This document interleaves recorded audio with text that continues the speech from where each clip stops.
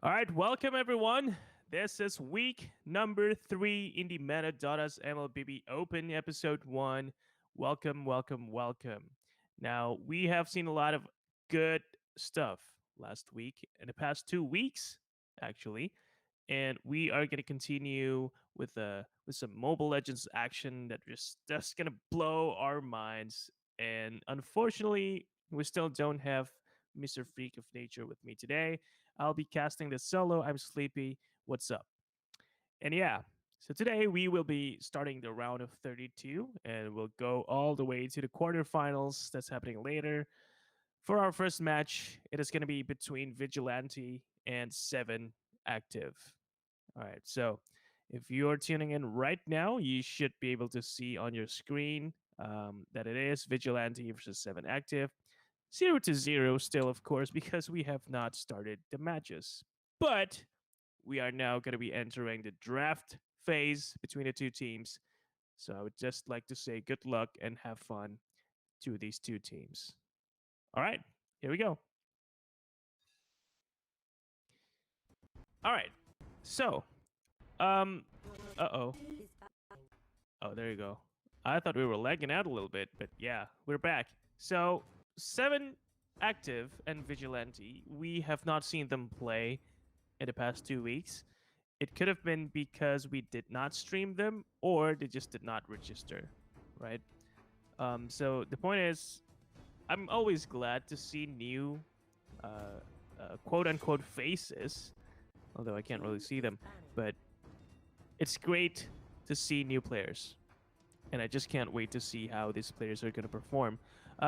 On the side of, I believe that is Team Vigilante, we have a full Indonesian roster.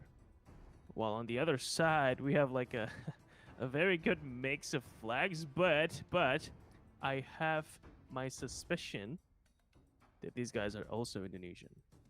So I think we're gonna be having a Indonesia versus Indonesia today. Uh, very early bans. We have Selena, Claude, Kufra, and Hylos. You know, the usual suspects. And of course, the first pick on the side of Vigilante is Valir. It's crazy how Valir has turned to be a very staple pick. If you look at the previous seasons, right, when Valir was first launched, of course, he was an OP hero when he first got launched. But then he just wasn't picked in any official matches. We don't really see Valir getting picked anyway, right? But now, every time we watch these guys, it's just crazy. It's always Valir and Valir and Valir, right? Okay, so Carrie and Nana is getting picked on the side of 7Active. That is, Nana is also similarly getting picked a lot these days because she is now a viable hero. Well, I don't know. Um, I don't know about you, but Nana is a really strong hero now. So I love to see that. Okay. Third pick for 7Active. Is that a Tigreal? That is a Tigreal. Okay. A Tigreal has always been underestimated, to be honest. I don't think a lot of people like to play the Tigreal, but in the recent patches, I think uh, Tigreal has seen the light of day quite often. And honestly, I like to play Tigreal. I think he's one of the better tanks. Consistent and reliable crowd control skills makes him really useful in team fights. And of course, for those moments when you see him stun just 5 people and turn around a team fight just like that, that's a moment. And we all love to see those moments. Okay.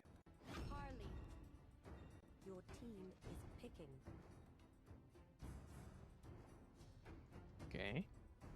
That's a Harley. That's going to be fun. I think a Harley is a good pick overall. He's just an overall very mobile hero. He can always pick off enemies in an instant as well. but that would rely on a very good early game. So 7Active, they're gonna have to make sure this Harley gets his way in this game. Bruno, and is that a Lapu Lapu? No, it's gonna be an Esmeralda. All right, back to Esmeralda. Yet another hero that we know has been very, very good. Finishing off with the Lancelot pick, it seems. Lancelot is kind of weird, right? I don't think that Lancelot is very, very popular. And oh, this will be fun. But no, he's not brave enough to do it. Okay, okay. I thought we were gonna be seeing a Fanny, man. Since we've got one guy who's named Cuma Bisa Fanny last week, but we never really see a Fanny. I thought we were gonna finally see a Fanny in action, but no. It is gonna be a Lancelot, and with that, the draft phase has been done.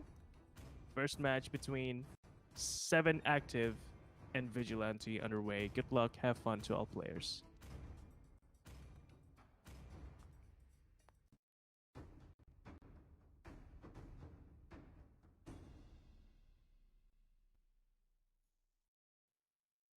Here we go. Hey guys, I see in the chat that someone's asking about the giveaway of the 1,000 diamonds. Is it going to be here? The answer is yes, and we are going to be telling you how you can try and win diamonds later. So please stay tuned, watch this first game, and after this first game, I'm going to tell you guys how you can win diamonds. All right? All right. So, early predictions for myself. Based on the lineup, I actually like what 7Active have. Even though we know that Bruno is really strong, the X-Borg is a consistent offlaner. The thing is, X-Borg has been struggling to gain good control on his own, right? He's still going to be relying on his teammates to rotate a lot to the top lane. But again, it's going to depend on his team, whether the team can effectively rotate when they need to do it. And sometimes you just don't see a lot of good rotations from these teams, and that makes me wonder if X-Borg is a very effective offlaner, if he relies so much on his team to help him. Let's see. You know what's interesting here? The Tigreal is using the Execute battle spell. I don't know if that's intentional or it was an accident, because usually, you know, players forget to change their battle spells. But these guys are good players. If they're participating in a tournament like the Metadata's MLBB Open, they should not be forgetting to change their battle spell.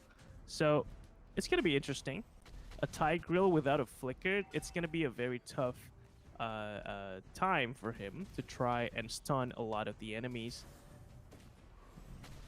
Yeah, I think I'm starting to believe that it's an accident. He forgot to change his battle spell. And look at this Nana. She's just full support mode. She's got a roam item on her, making sure that all the levels and experience and gold goes to the Lancelot. No battle yet, but Tigreal is going really low in this rotation, and this is what I was talking about, guys. If your team is doing rotations like what Vigilante is doing right now, this X-Borg is going to have a good time in the top lane. It's too bad that they can't get the kill onto the Tigreal, so that's okay. Maybe the next time around Tigreal is here, they're going to get a kill. They're eyeing this carry. I know they want this carry so bad. They all have level 4. They can commit their ultimate, but Carry knows that she is in danger, almost getting poked by the Valier. He was just a second too late. If that poke reached the carry, that would have been dead. That would have been a dead carry.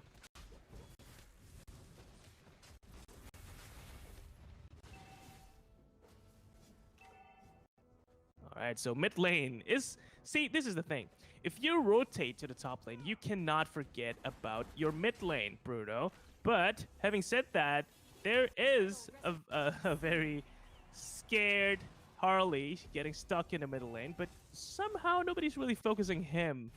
But yes, that is going to be the first blood drawn onto the Harley, and actually against all odds going into the way of the Exborg, and the blue buff is going to get stolen. No! The Lancelot actually got his buff. Okay. Lancelot is showing us some skills here. All right, good. Now we have a game. 3 minutes in, we only have 1 kill on the board. That is to the Exborg, and that is the death of Harley we saw.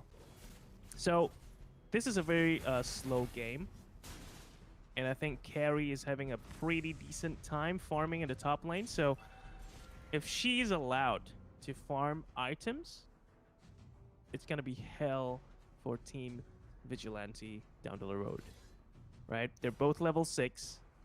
The only difference is now that Bruno has got 1 assist on that Harley.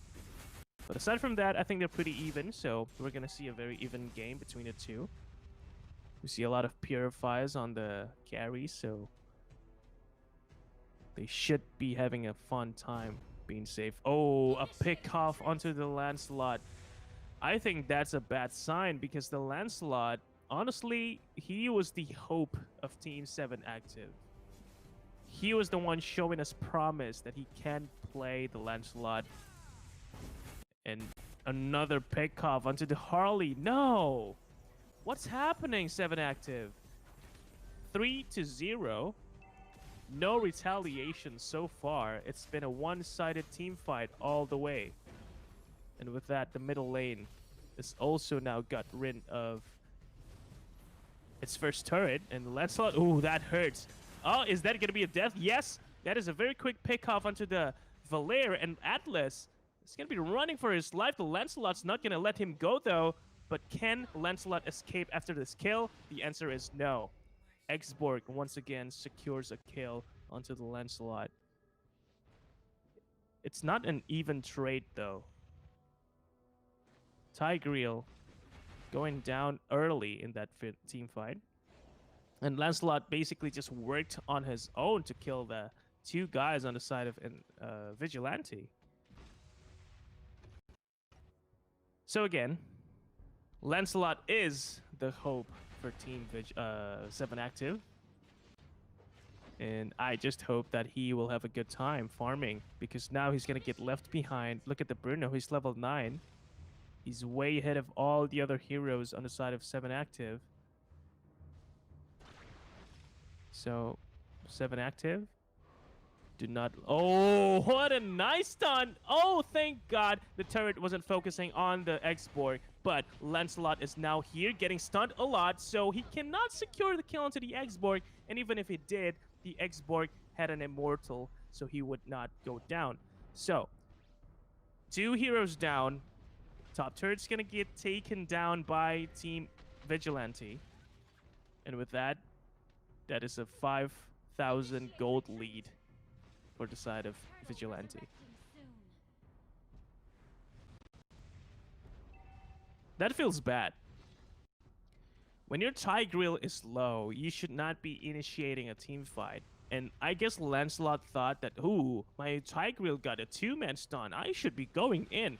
And he did. But unfortunately, he cannot finish off anyone. And again, the Tigreal is just feeding at this point.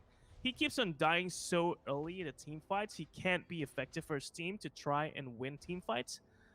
I don't think that's how you play this game, man. I think you should stay alive for as long as possible until you guys want to commit for a team fight.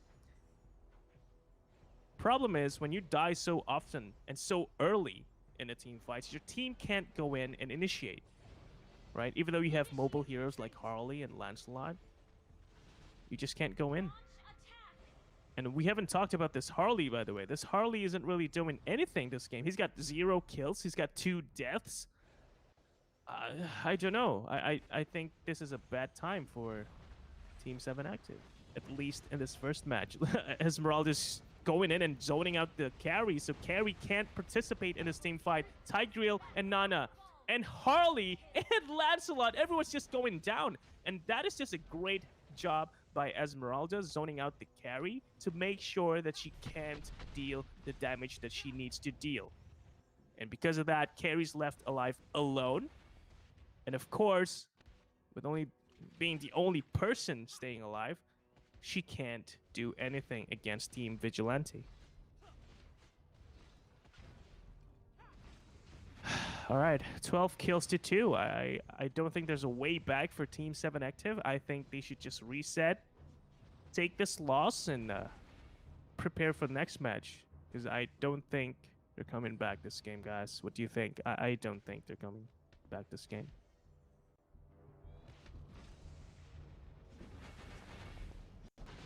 For everyone who is spamming their in-game ID in chat, you don't need to do that, guys. There's gonna be a way to try and win the giveaway, but that's not how you do it. I'll tell you how you can do it later, okay? But first, let's focus on this matchup. No, you don't have to send us your in-game ID yet. Don't worry. You don't need to spam it. Or you can just spam it. You know what? Whatever. Do whatever you want, but just know that if you only spam your in-game ID, you won't have a chance of winning the diamonds. We'll tell you how after this game, okay?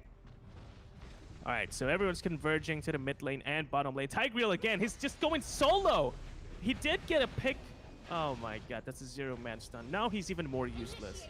And he's probably gonna die now, no? No. So his team managed to save him, but now that he's got no skills, skills are on cooldown, I don't think Tigreal's gonna be effective at all. And mid turret is basically given for free for Team Vigilante.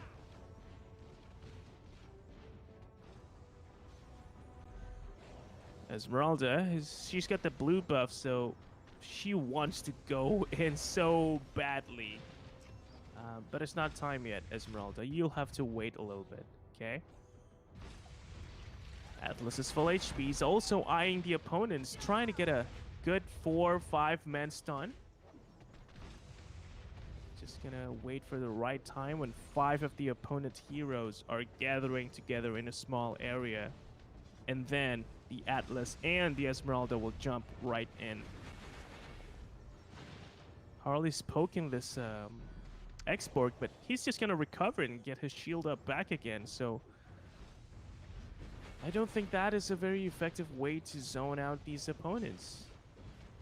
Tigreal circling around the turret, and then another stun committed, but again, there's just no follow-up. So Tigreal, if you keep doing that, I think that's just spelling the doom for your team. Yeah. Final push happening. Esmeralda, the stun onto the Tigreal. Tigreal's not dead yet, but he's not also doing anything. Finally getting killed by the Bruno, and Bruno just focusing on the crystal. I think this should be it, but there's no creep. There's no minion. So, you know what? That's fine. I can't kill the crystal, I'll just kill all your heroes. That's what Bruno said. So, with that, a very easy and quick game number 1 between Vigilante and 7Active. A quick win for Team Vigilante. Congratulations. Good stuff. Good stuff. All right. Wow. So, dude, easy win. Okay? Unfortunately, 7Active just didn't have a chance at coming back. And if you look at the stats now, I would say it was due to the heroes just not doing what they should be doing. First, it was the Tigreal not participating in team fights a lot. And second, it was the Harley who did not get a single kill in his 11 minutes that he was in the game.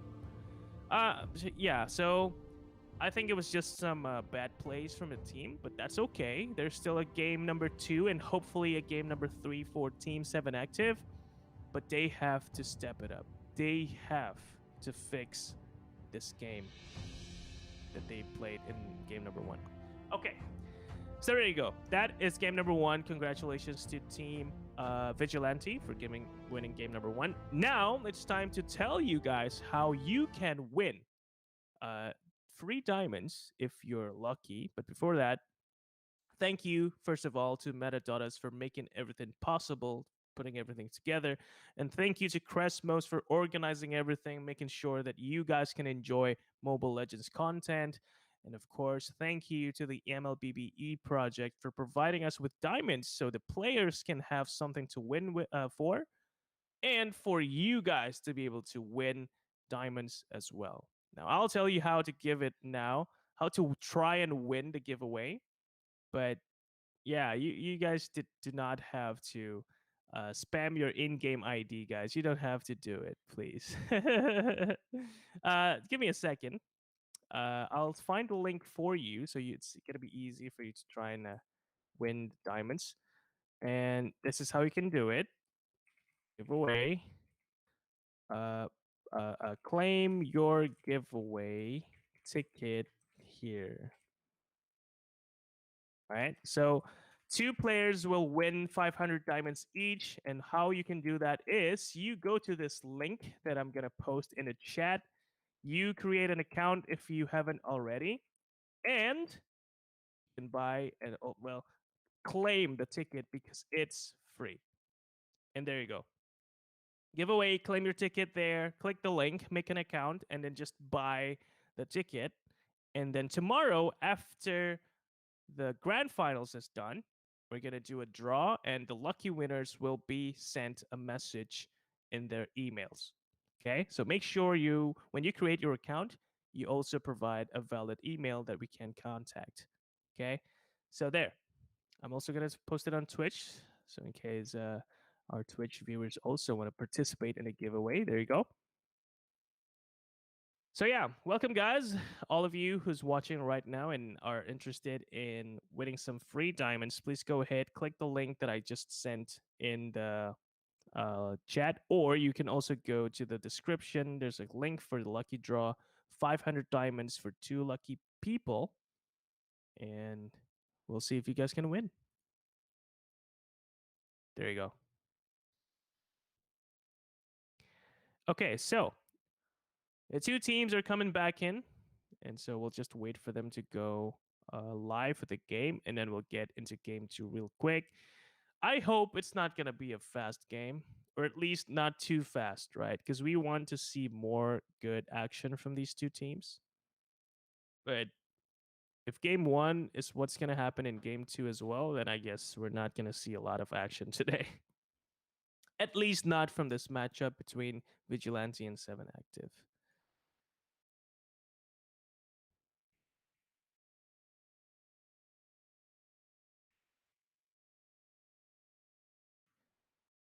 Do you guys know any of these teams?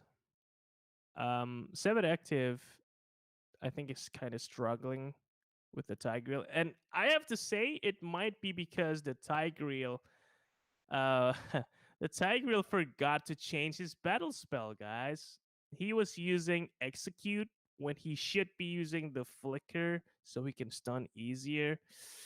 It just didn't happen. He doesn't have the Flicker, so he can't really stun anyone, and that's a problem for his team, right? But also the Harley, I don't know if it was because he was struggling to play or he was just not given enough space by his team, which I don't think was the case.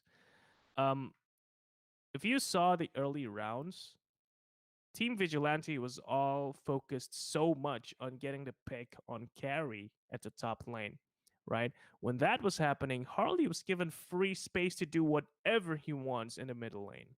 But still, he didn't find anything. He didn't farm, he wasn't getting enough gold, and he also wasn't getting any kill. So the Harley was kind of ineffective. Okay. So hopefully in game number 2, we're going to see Team 7Active do better. Let's hope that we can see a lot of better performances by the heroes they pick. And first, we're going to have to see if they can pick good heroes. So let's wait a little bit. They are in the lobby, both teams. So we're going to start very, very soon. In the meantime, you guys can go and click the link in the description or the link that I sent in the live chat to try and win 500 diamonds for 2 lucky players. Someone's asking how you can join the giveaway. You click the link. If you haven't already, create a Meta.us account and then you can just buy or claim for free the ticket that I sent in the link in the description. Okay. Once you buy the ticket, you're gonna have a chance to win the giveaway.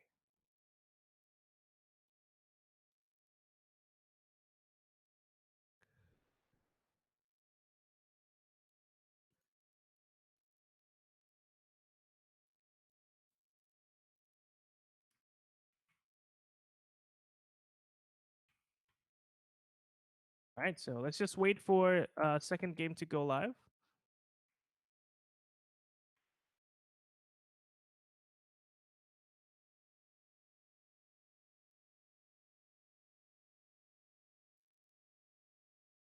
I don't think we've seen any skills today, huh? Because, based on experience in the past 2 weeks casting the MLBB Open, the team that's got some good skins actually win the games, right? So I don't know about you guys, but I think skins might be an indicator of skill. Yeah, I don't think that's right, but it's just fun to look at it that way.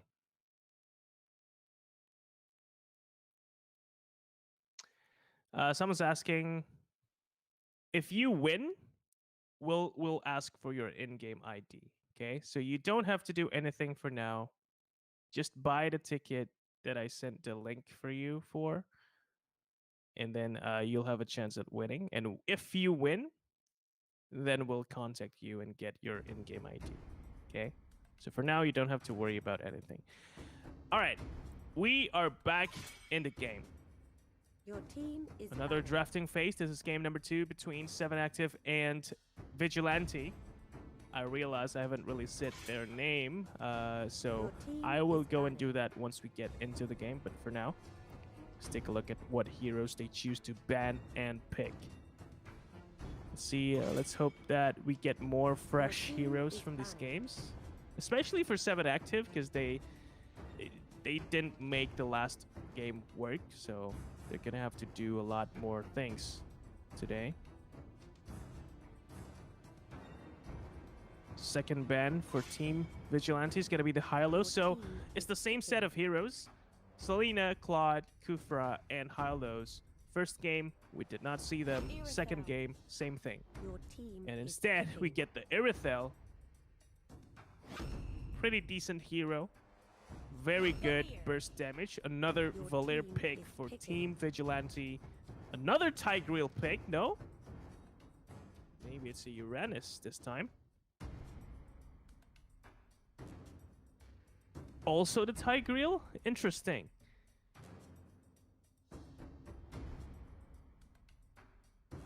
Still thinking about it. Chang'e? Oh. Okay, so the Tigreal's confirmed, but Chang'e is also confirmed, so I like to see that. That's fresh. We'll see how this Chang'e performs. Let's just hope that Team Vigilante does not pick up a Lolita, because that's going to be a very good counter against both Chang'e and Irithel. So, Vigilante, if you're listening to this, you might want to consider picking up the Lolita. That's going to be a really good hero to use against these lineup. But the Tigreal, I really hope the Tigreal does not forget to change his battle spell to the Flicker this time, because I don't think there's anything better than the Flicker for a Tigreal. You have to use Flicker if you want to be effective with your stuns.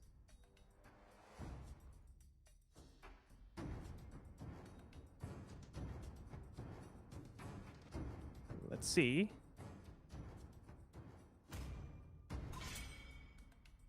Your team is banning. That is a Hellcurt ban. Another ban is going to come out from Team 7Active. By the way, guys, for the giveaway ticket, we're sorry, but I think it wasn't working. back then, but now it's actually working. So if you go and click the link again, you're gonna see that it costs 0 stacks, and that means that the ticket is free. You don't have to pay anything to win the giveaway. Your team Okay, is picking. so there you go. We fixed it. So I'm gonna post the link again in the chat, and you guys can go and claim the ticket now. Thank you guys. Okay, so oh yes, I love to see an Aurora. I think Aurora is one of the underappreciated heroes here in the Mobile Legends world. Your team The thing is, oh my picking. god, there's also Freya. What? We almost never see a Freya in a Mobile Legends game. And Ling finally getting picked in a Mobile Legends match. In the past 2 weeks, we've never seen a Ling. So it's great that we're seeing fresh heroes being used today. An Aurora, a Chang'e, a Freya, and a Ling as well. And the rest, you know, they're just your regular heroes that everybody just use. And yes, finally, the Tigreal is using Flicker this time, guys. So you don't have to worry about it. I think the Tigreal is going to do better this game. Let's see if that happens. Let's see if that happens. Here we go. Game number 2 between Team 7Active and Vigilante.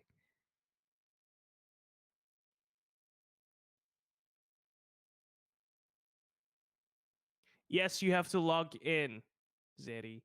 For you to participate in a giveaway, we ask that you create a Meta.us account. And once you create the account, you can go and purchase or claim the giveaway ticket. 0 stacks means that it's for free. Stacks is the currency for Meta.us.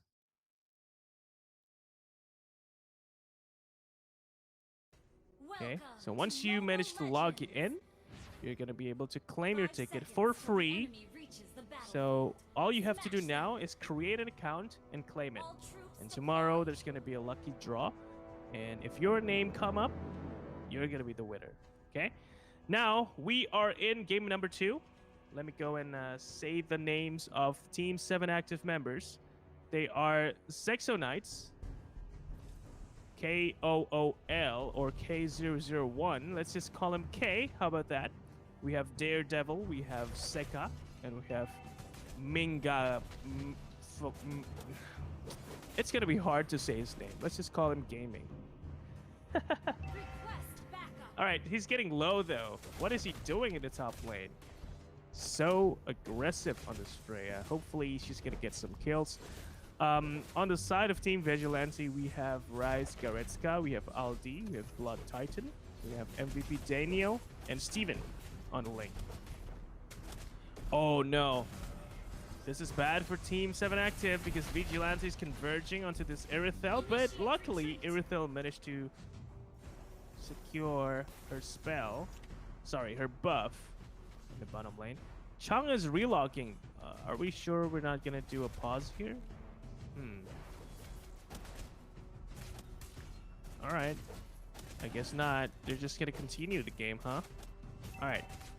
So the blue buff is now being contested once again, but the Irithel says, no, I want nothing to do with this. And the Tigreal is just gonna be left for dead to Team Vigilante. And this blue buff is gonna be taken by the Ling. And Ling's gonna be really happy about that, but Irithel is just not happy about that, guys.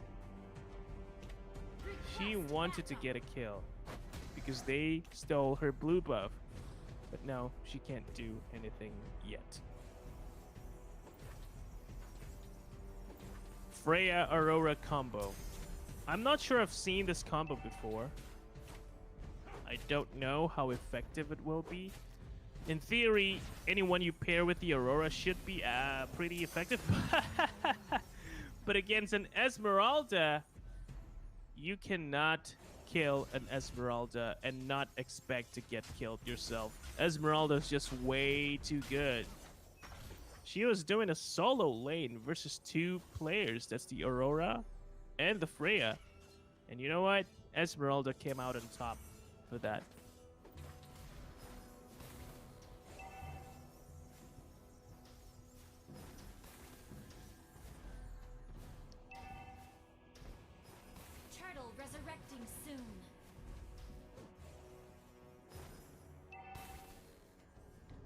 Okay, mid lane. Chang'e is now just joined the game. She's gonna take the mid lane, but I'm not sure how far behind she is. She's only level 3, while the opponent Ling is level 7. All right, that's something. And Valir getting a pick off onto the Tigreal, and now Irithel is following the Tigreal to the grave, and luckily they got a trade-off in the top lane. The combo finally doing some work. Aurora and Freya picked off Esmeralda. Good, good, good. So that's at least something that Team 7Active is doing. Oh. Meteor Shower is committed, but not getting the buff in the bottom lane. So Chang'e still struggling to get into this game again after going offline for a little bit. Freya being very aggressive, but you probably want to settle down a little bit, Freya. You don't want to commit too much, especially if you don't have your team with you. Now is the time to do it, because the blue buff once again is getting contested, and again Ling is going to get it, committed his ultimate and getting a kill onto the Irithel. Irithel is not having a good time.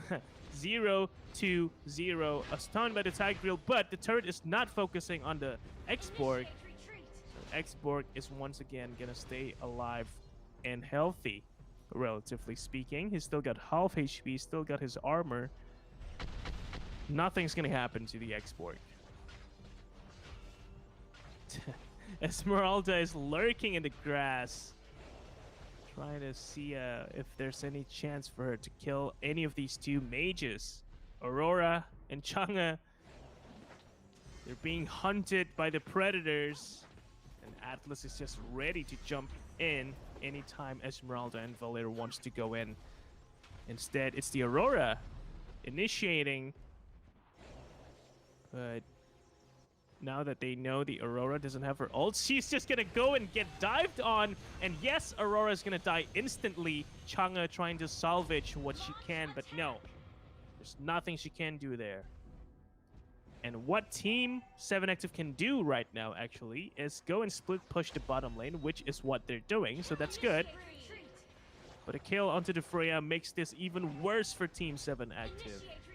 They have to start teaming up. They have to start going together as a team and try to win team fights with the Tigreal stun. The problem is, since the last game, Tigreal has been consistently stunning one person from the enemy team and not 3, 4, or even 5 people. And that's a problem.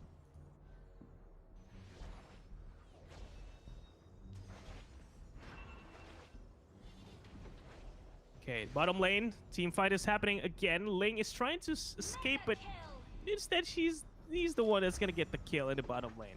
Esmeralda chasing the Chang'e, but now I think Chang'e is still gonna be safe under the protection of the turret. And in bottom lane, X-Borg is not gonna die yet. Wow, he is one slippery bloke. I guess it is hard to kill the X-Borg, right? He's got armor. He's got a lot of HP. He's got a good amount of regeneration. So, and Tigreal once again is going to be alone in the top lane, trying to protect this turret. A stun is good, but there's just no real follow-up except the Chang'e. Meteor Shower finally getting a kill onto the Atlas, and a second kill onto the Valir. That's a double for Chang'e. That's good. That's a good start for Team 7Active. The Ice Queen wand now purchased by Chang'e. That's going to slow her enemies down, hopefully making it easier for her to secure more kills. And Aurora is trying to settle for a stun, but it's going to be too late for them to initiate now. Getting chased away by the X-Borg. There's just no time. Team 7Active to try and do anything.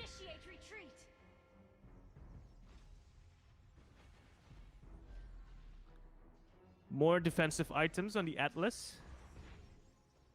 Making sure he's going to be tanky while the team fights are happening. Tigreal again is isolated in the middle lane. And everyone's converging into the Irithel. No, Tigreal You stun 3 people, but you can't do anything after. And no, there's just no real follow-up after the stun, and Atlas is chasing. Thank God he stopped. Otherwise, Team 7Active probably gonna see more dead heroes.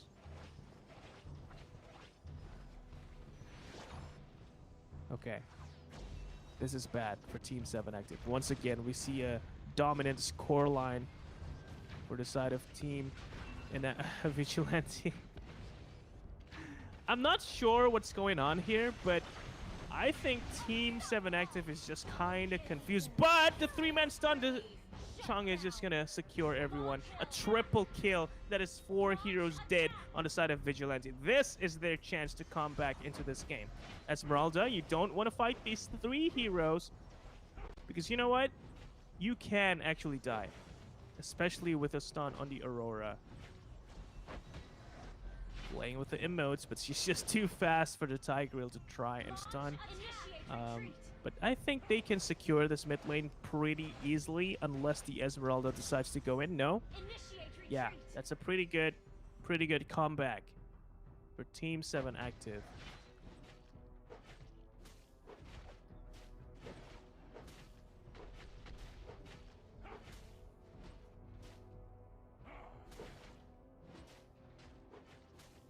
So, finally, we see a really good stun with a follow-up by the Tigreal, but we need to see more of those, like many more of that. Tigreal needs to be stunning good amounts of people, at least 2 to 3 heroes. And the Chang'e, the Aurora, and the Irithel needs to follow that up very, very quickly right after. Otherwise, the Tigreal is going to be very ineffective.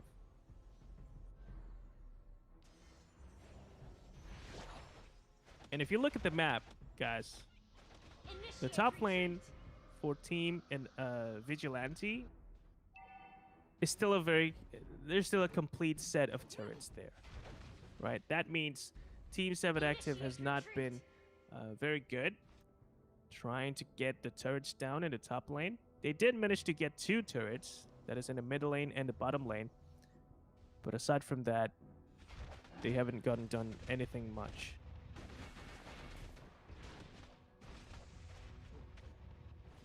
What? Where did the buff go? Who took the red buff? Oh my goodness, the X-Borg got the red buff. This Irithel is sad. She needs the red buff. She just didn't get it. And now the Lord has been slain. So it's looking like it's going to be a final push by Team Vigilante into the base of 7Active. You know what? I think that's for the better because this is just misery, man. I don't think you should let 7Active suffer this long. If you're just gonna lose... Okay, a team fight is coming. Irithel almost taken down right away from the match, but finally going down. Esmeralda going into backlines. Chang'e trying to chase away this Esmeralda, but Esmeralda is just way too tanky. And Valir with the spells getting pushed back by the Tigreal. Almost saving the Aurora, but still managing to get her killed. Ultimate by the X-Borg did not finish off the Tigreal, but the fire, man, it burns. The fire burns hot, and Tigreal and 3 of his teammates are down for the count. Only Chang'e remaining, which is doing pretty well, to be honest. 4 kills, 0 deaths. This Chang'e has been doing a lot of work for her team, but I don't think it's enough with the Lord pushing in the top lane. Lord is gonna get killed, but the base is now open. Mid lane and bottom lane also getting pushed in by the minions, super minions. Let's see what 7Active can do here. They need one good ultimate from this Tigreal, but his flicker is on cooldown. He's got 50 seconds before his flicker is back up. And before that happens, I imagine Team Vigilante will want to push in again, hopefully securing the middle lane turret.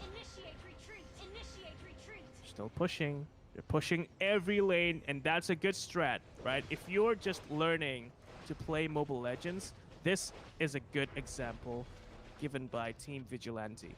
When you have a very dominant situation like this, 12,000 gold lead. Oh, hold on. There's a team fight going on. Tigrill going for the shield crash again, but not getting anyone this time. Esmeralda going in. Ling with the ultimate committed, almost killing the Chang'e, but Chang'e managed to survive in the fountain.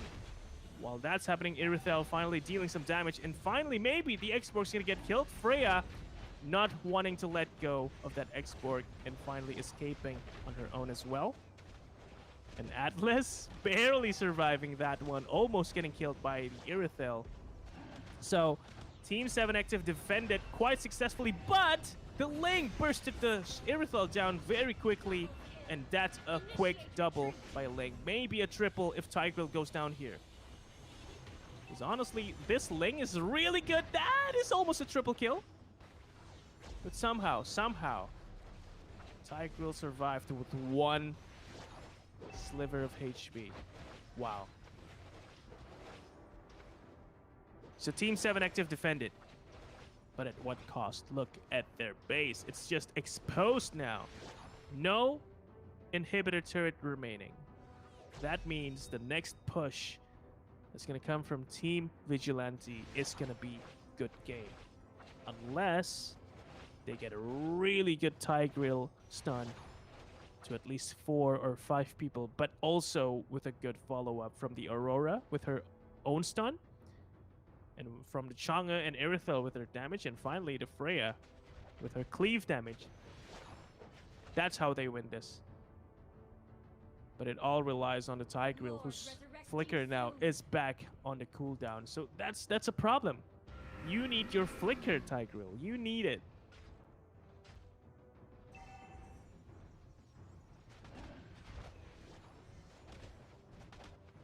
Irithel is 066. She got no kills so far. That's a second Lord being secured by Team Vigilante. With this Lord, I think it's good game.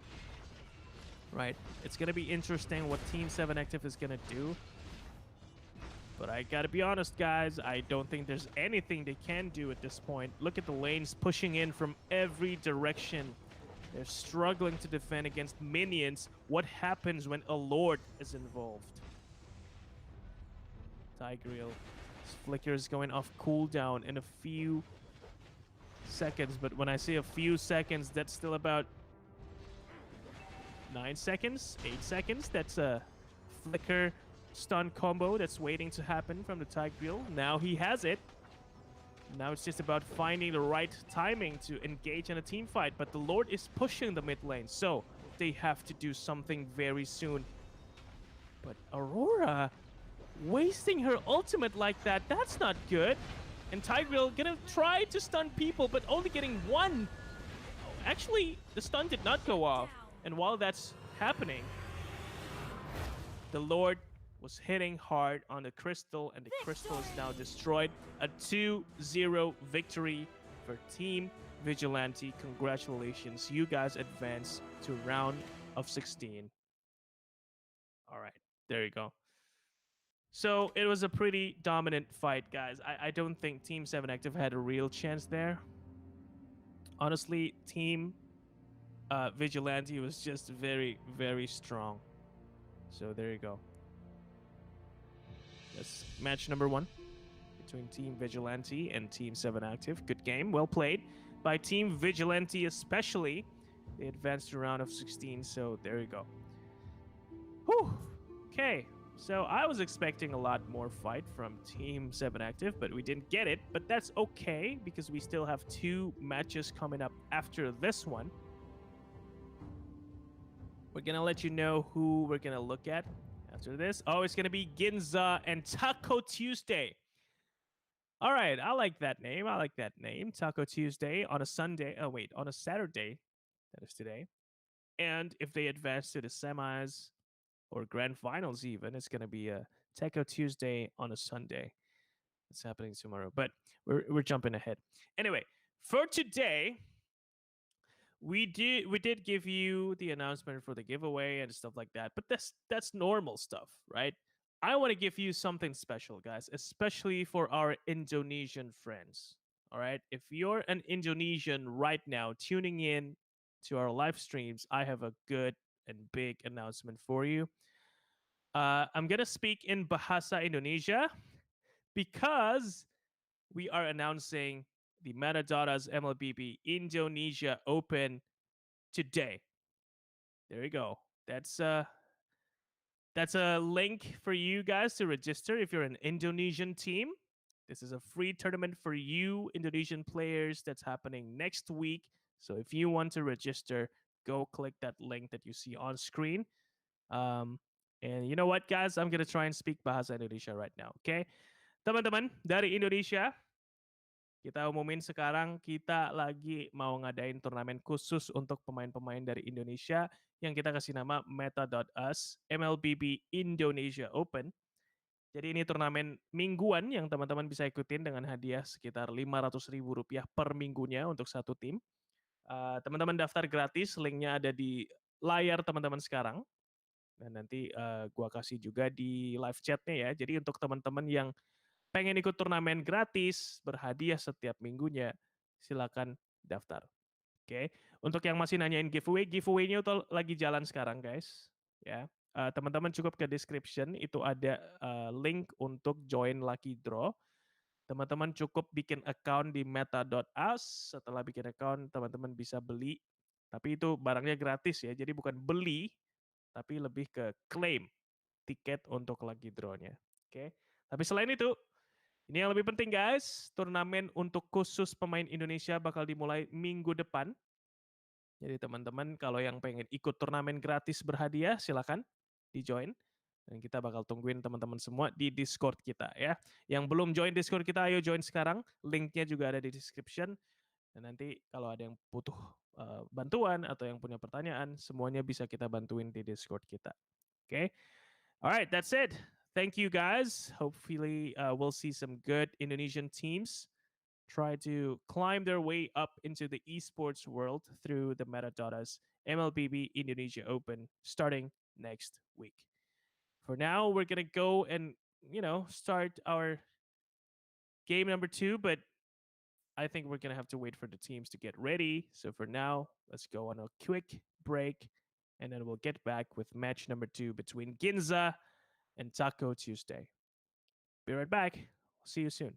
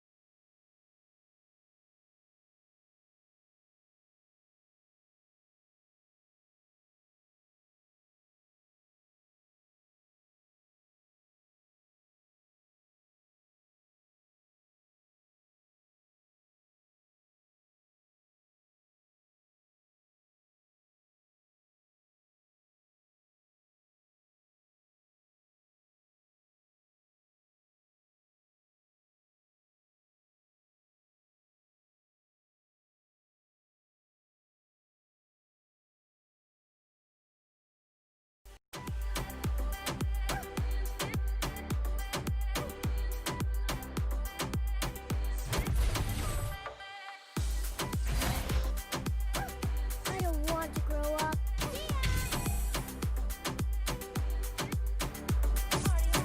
I just want sports. I don't. Legendary! Double kill! Legendary! Come! Double kill!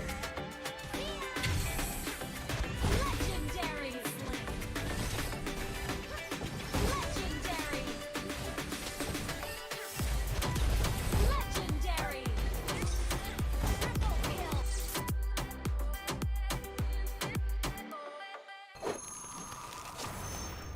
Download for free Mobile Legends Bang Bang. Good day. Welcome to the community. It's really great that you're joining and that you love esports and games so much. What can you expect from Metadatas? The first thing you can expect from us is that there will be lots of opportunities to play. We're forming leagues for multiple games, which means you're going to be able to play on a consistent basis. On the Meta.us site, you can create your teams with friends or search profiles for other teams and teammates. As you play in our tournaments and leagues, you will earn Meta.us ranking points. As you rank up and get better, we'll create more advanced leagues for everyone to play in. We also want to tell your stories, so you can expect us to be doing podcasts on teams and players that come up through these competitions, and we'll feature them here and on other social media. We want to create a great experience for grassroots esports, so I'd love to hear back from you on this channel and others on how we can make that happen. That's it for now. Be well, be safe. Good luck and have fun. Ah, that hurts. Where am I?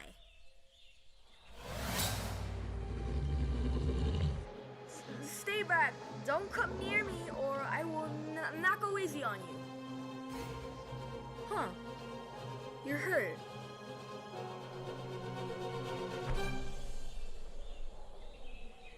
Just like that, the story of Pawpaw and Koopa began, under strange circumstances.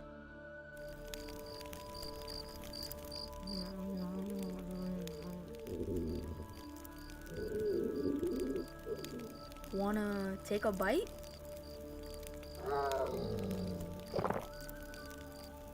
And so Koopa and Pawpaw shared their first meal together. Despite being trapped in a dangerous pit, they both felt a warm feeling growing within their hearts.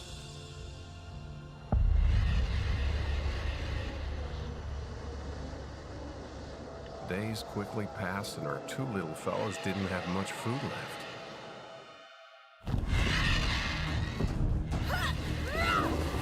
Shoot!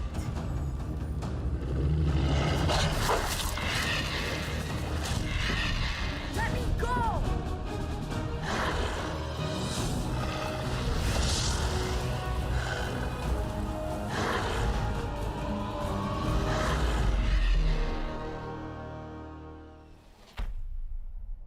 Ow! Huh? You saved me? I think I just found myself a new friend. Popple and Koopa are the best partners in the world!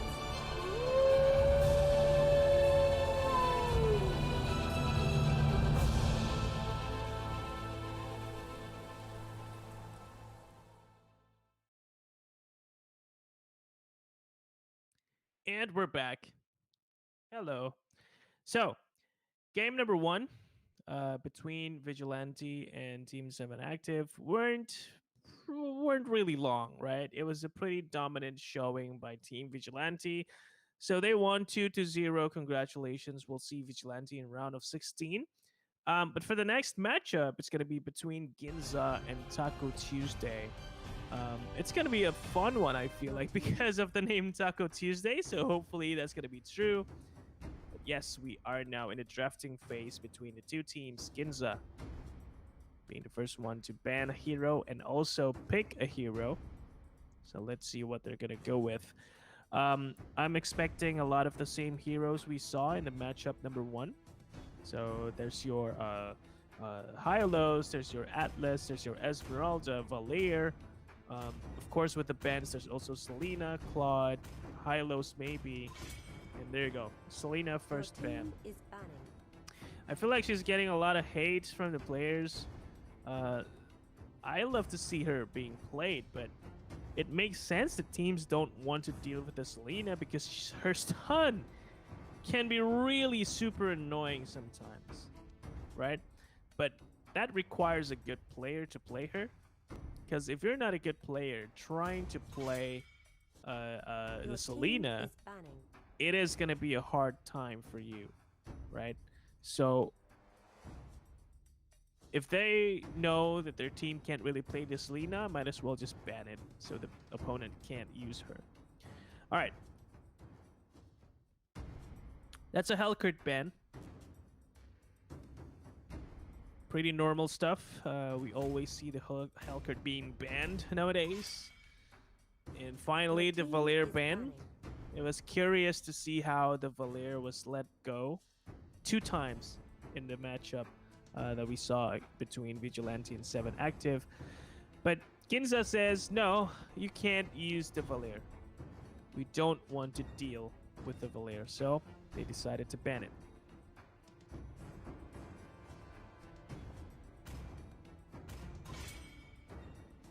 And lastly, the Claude's going to be joining the rest of the banned heroes in the bench.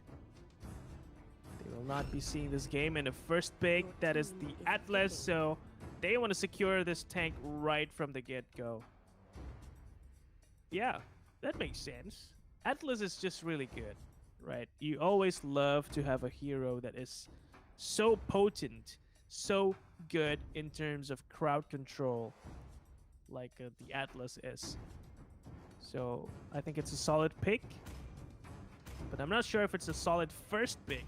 I think there's better heroes that they could have secured, or maybe in their mind, the Atlas is that best pick. Your team is picking. On the side of Team Taco Tuesday, we have the Sicilian getting picked up. That's interesting.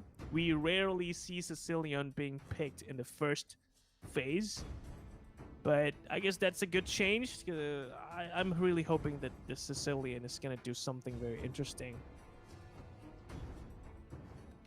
And back to Team Ginza. Is it Ginza or Ginzar?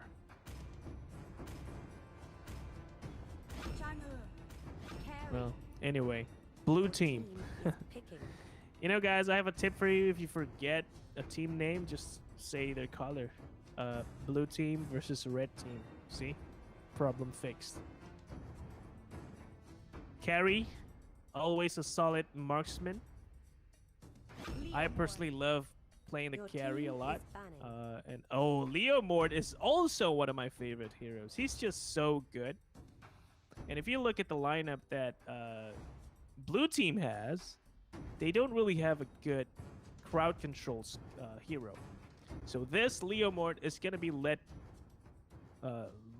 he's going to be running around very freely. And you will not be able to catch him at all. Your team is banning. They banned a Jawhead. That's a good ban because, again, you want your Leomord to be as free as possible. So don't let any heroes like Jawhead, who can just lock on his target to try and disable this Leomord's mobility. You don't want that. So I think that's a great ban from Team Taco Tuesday. And if they pick up the Bruno, that's also a very good pick. Let's see if they do. Let's see if they do.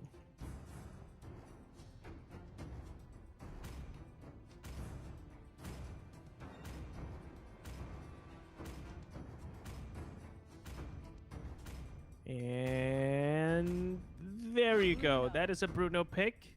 Very good marksman in this patch, especially. An Alucard. Okay, a Hanzo. Okay, he's just playing with us, guys. I thought we were really going to see an Alucard or a Hanzo, but I think she's just going to go with a safe pick. Masha is good. A very solid split pusher, making sure that the opponent will struggle to decide between defending their turrets or going for team fights. Oh, we're going to see an Alucard, guys. All right. All right. But yeah, they're also going to pick up the Masha because the Masha is going to be a very annoying hero to deal with for Team Tacos Tuesday. A Roger? Wow. If that happens, we're going to see very interesting heroes being played today. Or a Gushin. I mean, there's nothing really special about a Gushin if you ask me, but I guess it's a safe pick, right? Gonna go with Lancelot. Okay, so to a certain extent, we are seeing some heroes that we saw in the last matchup. Now it's a question of whether they can make the best use of these heroes they picked up. I would be especially interested in the Alucard and the Masha, and you can already see the plans that this Masha has. She's just gonna split push non-stop with a recall battle spell. That is going to help her a lot. Okay? So game number 1 between GTG, yeah, that's their tag, against Team Taco Tuesday. Good luck and have fun.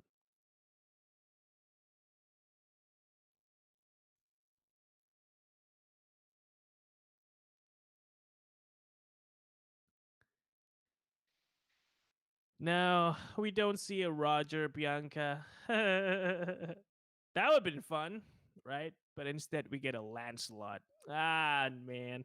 We saw Lancelot already in the last matchup. We want to see more interesting heroes. Like Alucard is pretty interesting. Masha is also pretty interesting because we haven't really seen them getting played too much. And now that we know the Masha is going to be doing a split push, I hope it's going to be an effective split push. Otherwise, it's going to be interesting. Welcome to Mobile Legends. Here we go. 5 All right. seconds till the enemy In reaches buff the battlefield. is on the Smash Atlas. them. We have All troops what? deployed. How do I even pronounce that name, man? Let's just say copyright, because there's an R with a circle. Copyright is playing the Chang'e. There's Gins 29 on the carry, Tom Skin on the Masha, and Oreo on the Alucard. And on the side of Team Taco Tuesday, we have Wilson on the Kufra. We have General on Sicilian. We have Wete. It's a funny name. He's playing the Leomord, and Bruno's being played by Bochil. And X-Dev is going to be trying to win this game with the Lancelot. And already each team is playing pretty safely, both going for their own buff. So we're not gonna see an early contest by either team. So each team is feeling very, very passively playing this game for now. This game is going to depend a lot on the carry, of course. If the carry is going to be let free to farm and get more items very quickly, then I think it's going to be a very good game for Team Ginza. But on the other hand, if the Leomord is also going to be free farming in the bottom lane and also being able to run amok like towards the opponent team, that's going to be a very easy team fight for him as well.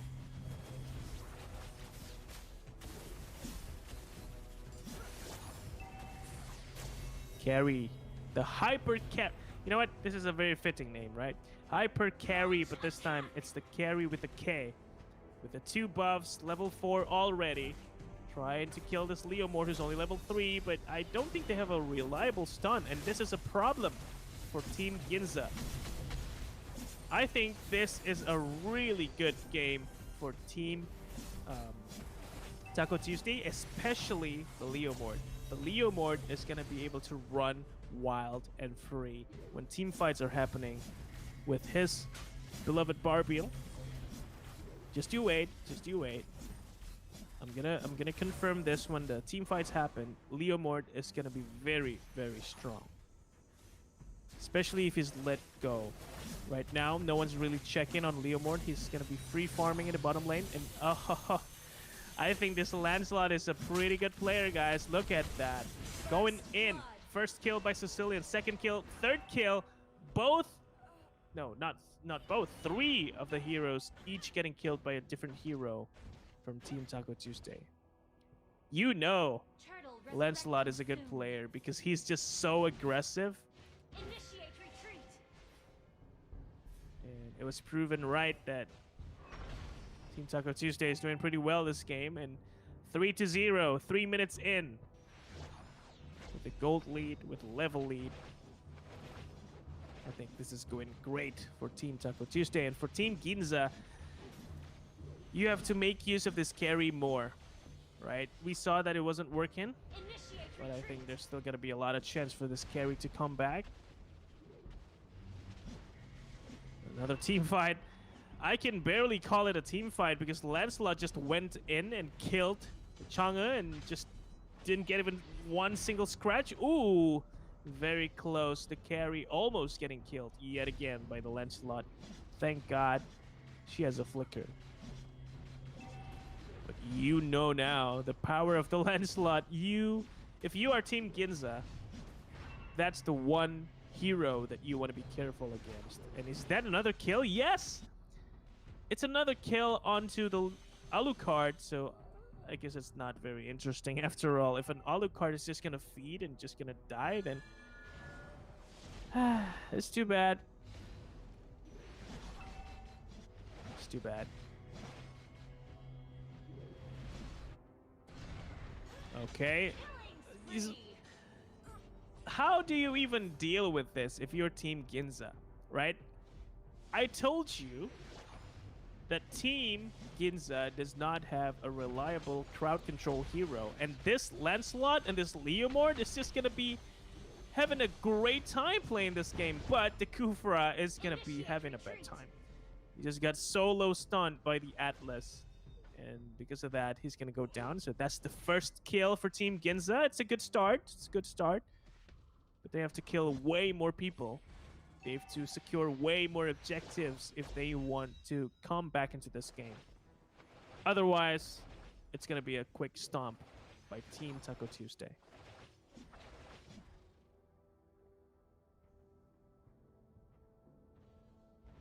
So, Alucard is only level 6. That is a problem, because Leomord, also an offlaner for Team Taco Tuesday, is now level 7. He's got 1 assist, while Alucard has got 1 death. So this is looking like he's a pretty common Alucard that we see in matchmaking. In the meantime, Bruno secures a kill, while Lancelot was also chasing down the Masha. Masha just not gonna have a chance at defending herself, and Carrie has got 2 buffs, but what is she gonna do? What are they gonna do, guys? How do they even win this? How do they even come back and have a chance at winning this game at this point?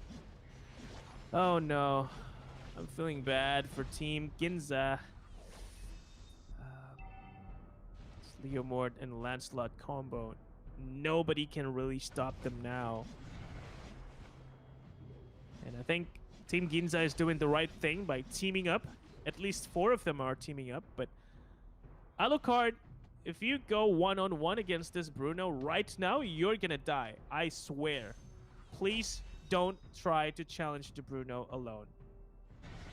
Masha, you need to run, baby. Sorry, but you can't run, baby. You're dead. And again, Leomord with the horse. Nobody can stop him. So, if nobody can stop him, surrender your life. Or maybe surrender this game in this case. But I'm just kidding, guys. Don't surrender this game. But the Bruno almost killing the carry single-handedly without getting any help from his team. Without any help himself, he's gonna kill 2 people. Imboth and Gins, 29, both dead for at least 20 seconds. It's looking like it's a confirmed win for Team Taco Tuesday at this point. Another stomp, 11-1 kills. It's a 6,000 gold lead. Team Taco Tuesday. They're gonna have a lot of tacos today if they have this much gold. Man. Meteor Shower. She got the buff, but Lancelot's gonna try and kill her. Luckily, she's pretty safe behind the Atlas. Masha still trying so hard to split push the bottom lane, but again, Leomord is gonna go back. And with Leomord in the lane, Masha can't do anything.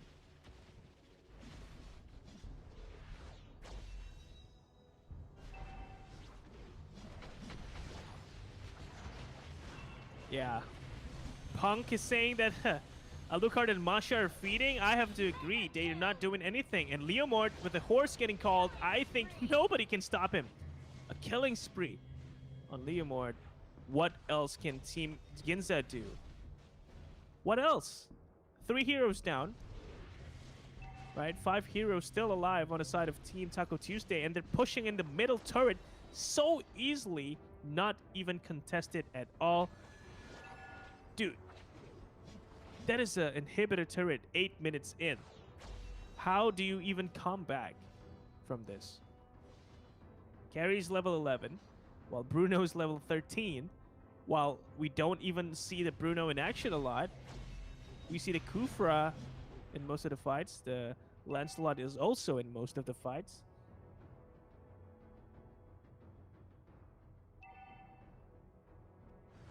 Damn. Everyone on the side of Team Taco Tuesday have not died except for the Kufra. And it's normal for Kufra to die, right? He's the tank, he's the frontliner, so it's gonna be the first one to get sacrificed. And now they're going into another team fight, but a quick disengage by Team Ginza makes sure they're still alive for now. And Alucard is doing something very weird right now. He's just running around the jungle trying to split push, but then he's gonna have second thoughts and not split push, and now he's just gonna recall and go back to the base. So Alucard, how? Why? What are you doing?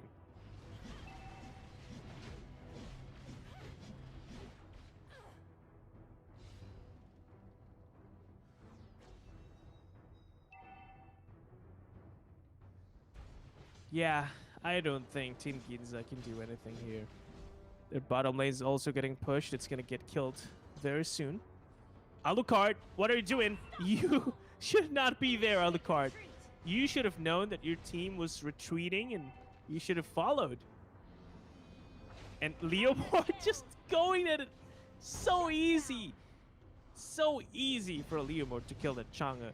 Thankfully, there was a carry in the vicinity, so she got a trade, but Lancelot securing another kill into the... Oh my god, carry! Gonna get stunned really, really nicely by the Kufra and also getting killed in the process. I can't keep up, guys.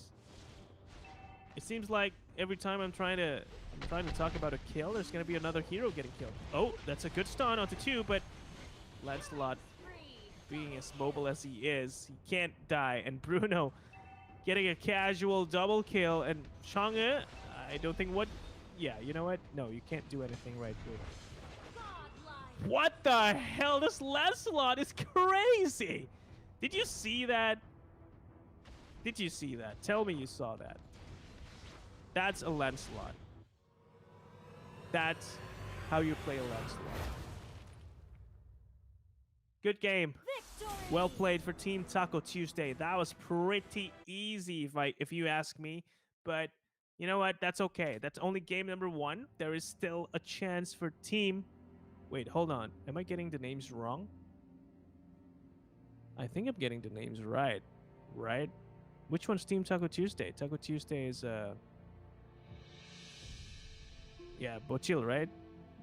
General, Wilson, and there's the Lancelot that we just saw in the last moment. Yep, that's right. That's a 1-0 for Team Taco Tuesday. Congratulations, guys. We're going to go into game 2 right now.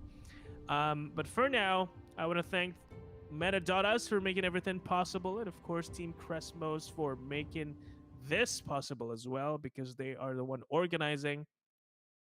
They're the ones that making sure that you guys can see what you're seeing on screen. So thank you. And finally, thank you to MLBB project for providing us with diamonds that the players can win. And also for you, the viewers, to try and win in this giveaway that we have right now. The only thing you have to do is go to this link that I sent in the live chat or in the description.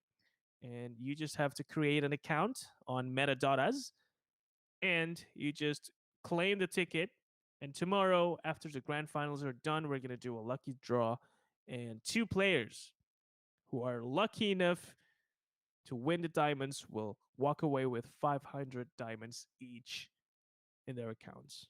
So if you want some free diamonds, go to the link, claim the ticket, and pray. Yeah, I mean, if you're lucky, right? If it's meant for you, you're going to get it. So might as well just try. There you go. Okay, so that was game number 1. I think it was another stomp by Team Taco Tuesday this time. And in the last matchup, it was Team Vigilante. So I hope there's going to be a good fight that's going to come out in game number 2 between Taco Tuesday and Ginza. Ginza needs to step up their game, especially the Alucard and the Masha. They have to show us that they can play those heroes. Um, and I'm not sure if it was them that's not doing too much or it was the situation. For a Masha to be effective, your team needs to be fighting constantly. And that's why I'm questioning the pick, Alucard, and Masha in the same game. Because the problem with Alucard is you can't really participate in team fights early on. You have to farm a little bit before you're effective. And the problem is the Alucard just wasn't farming very well, right? And with that, I think it was a hard game for Team Ginza, and understandably, they lost it, but that's okay. We're gonna see what they can do in game number 2 between Team Ginza and Team Taco Tuesday. For now, let's just wait for them to join the lobby again. But while we wait, I'm gonna take a quick break, and then we'll be right with you again. See you very soon.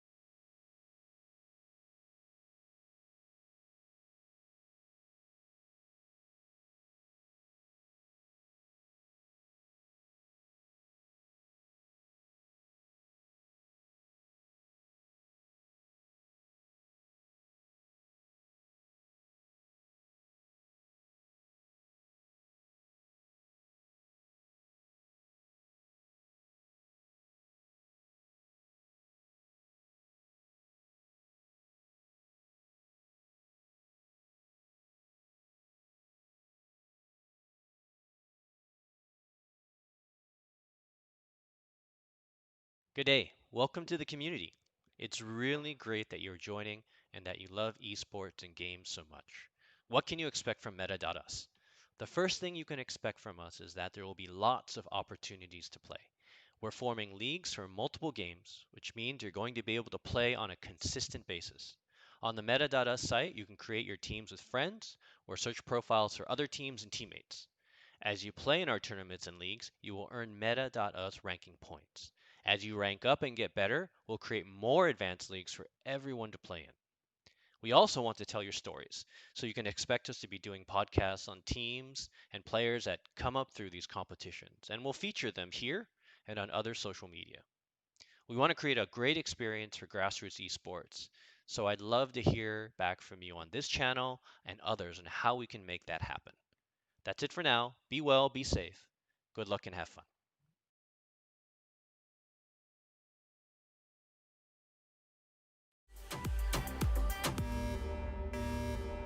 In time, minus The situation is critical. The data 10. doesn't seem right. Check pressure. 9, 8, 7, 6, 5, お願いします。はい。300円です。 4, 3, 2, 1, It can't be stopped now. launch!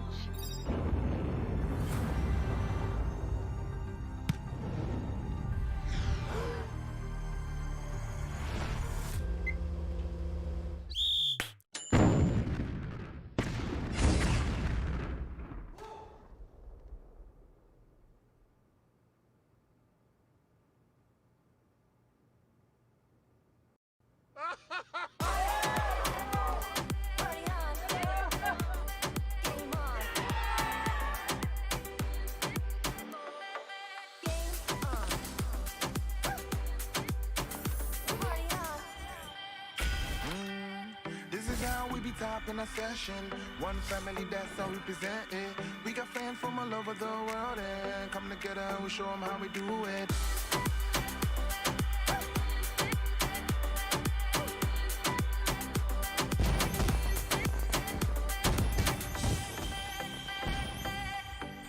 Party on! Game on! Party on!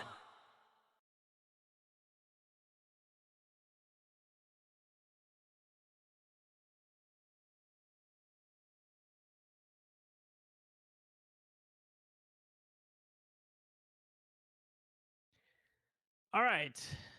So I think we have the teams in the drafting phase right now. So let's get into that real quick.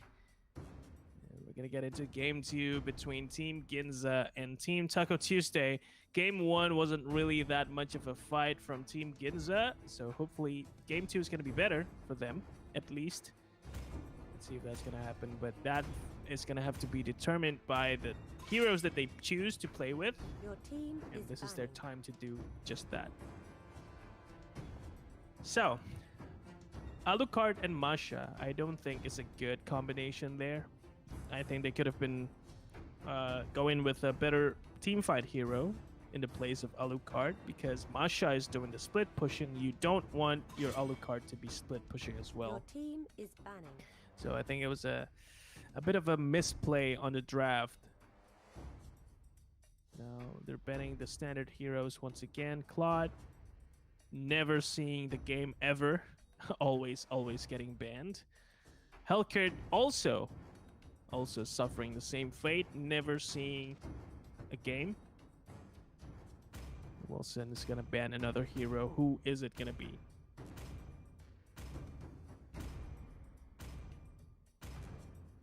And there you go, a Valir ban. Your team is banning. That is also the ban that we saw in game number 1, so it's pretty normal. Pretty normal.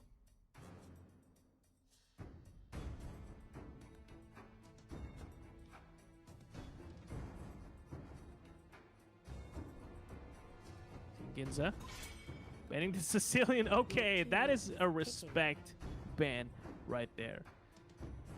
You don't normally ban a Sicilian in a draft game.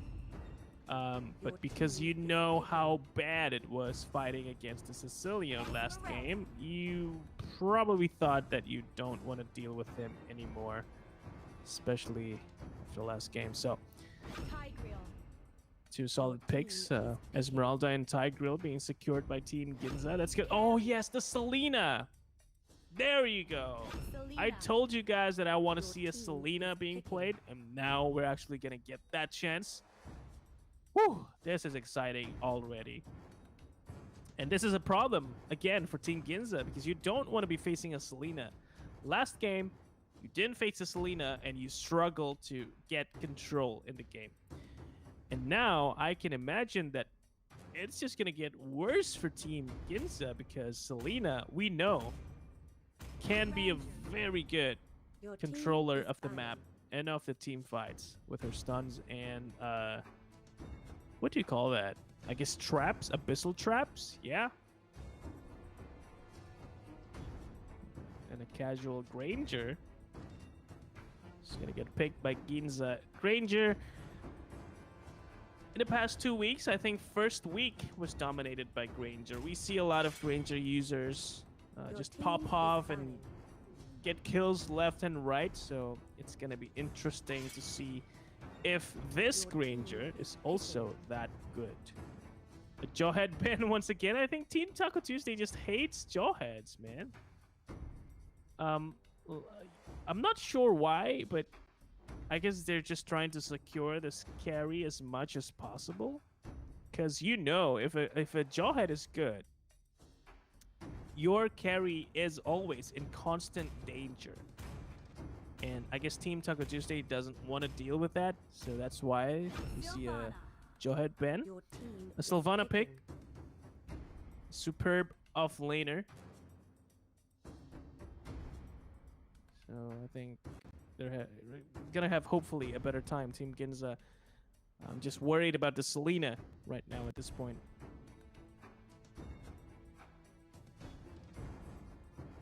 Lancelot. Oh, you like to see that. We know the Lancelot is good, guys. So I think we're going to see that again for game number 2 between these two teams. And the next board is going to be an icing on the cake. It's just a solid pick in general. You like to see an X-Borg secure your off lane and just not get killed in the process. That's what you have to do as an offlaner. You don't have to get too many kills. You don't have to be farming too much. You just have to make sure that you don't get killed and try to disrupt the opponent's carry as much as possible. And even if you can't do that and you just stay alive, that's a win for the offlaner. And X-Borg, I think, is one of the best heroes to do that. So with that, game number 2 is underway. Good luck and have fun to both teams, Team Ginza and Team Taco Tuesday. Let's hope that Team Ginza can show up better in game number 2.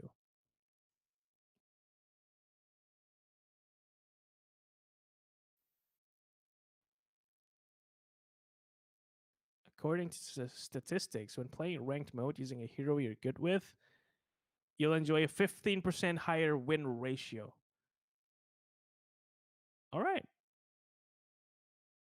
It's funny because sometimes I always like to try heroes in ranked mode.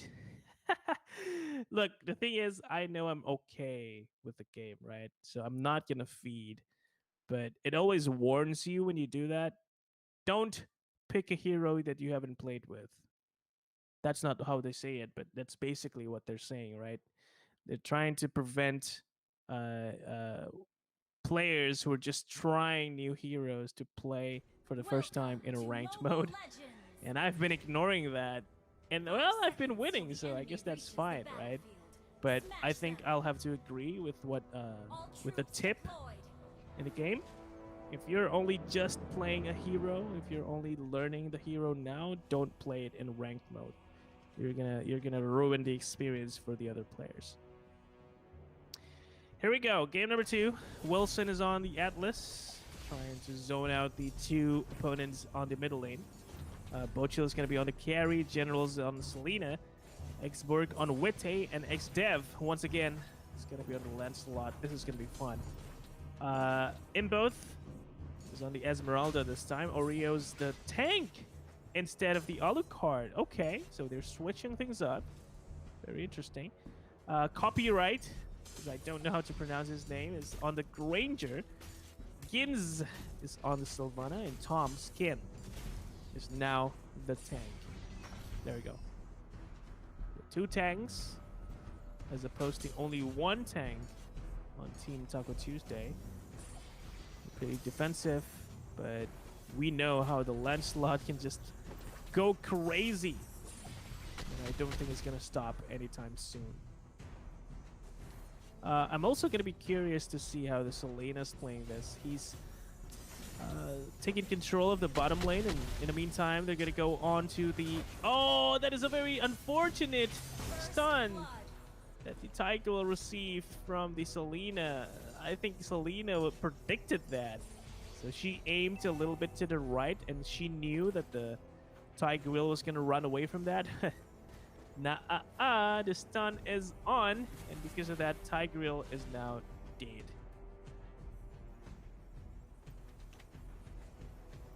Alright, top lane. Hylos and wait, no, that's not a Hylos. That's a Lancelot, and the Atlas just waiting for the right time to go on to the Granger, but the Granger's being babysit by the Hylos, so I don't think there's going to be an opening for you guys. Uh-oh. Hylos?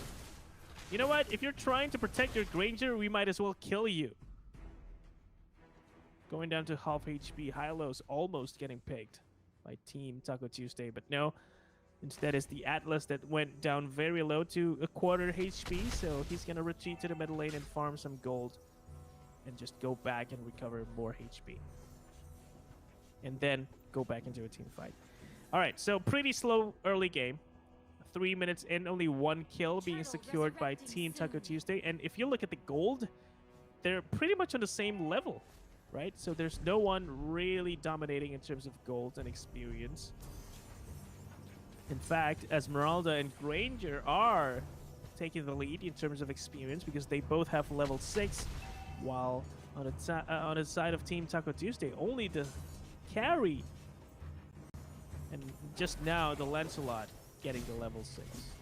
So that's interesting.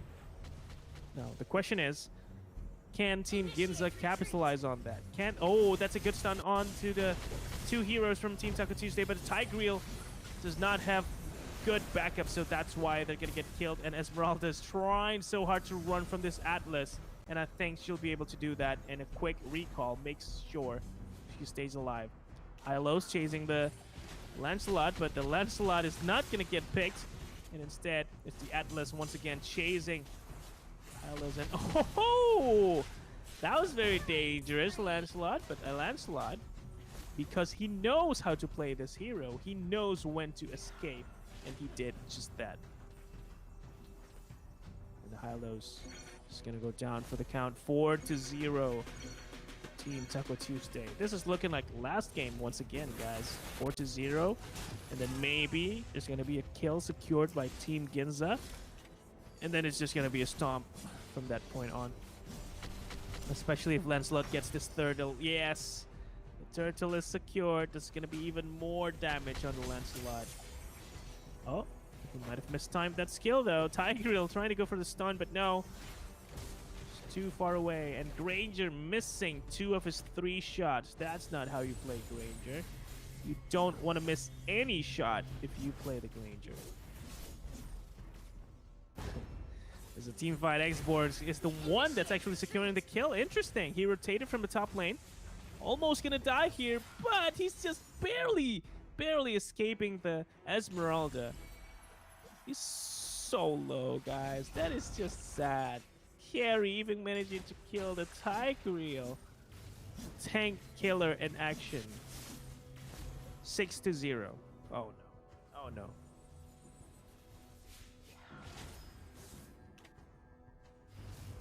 This is looking like last game. That's not good.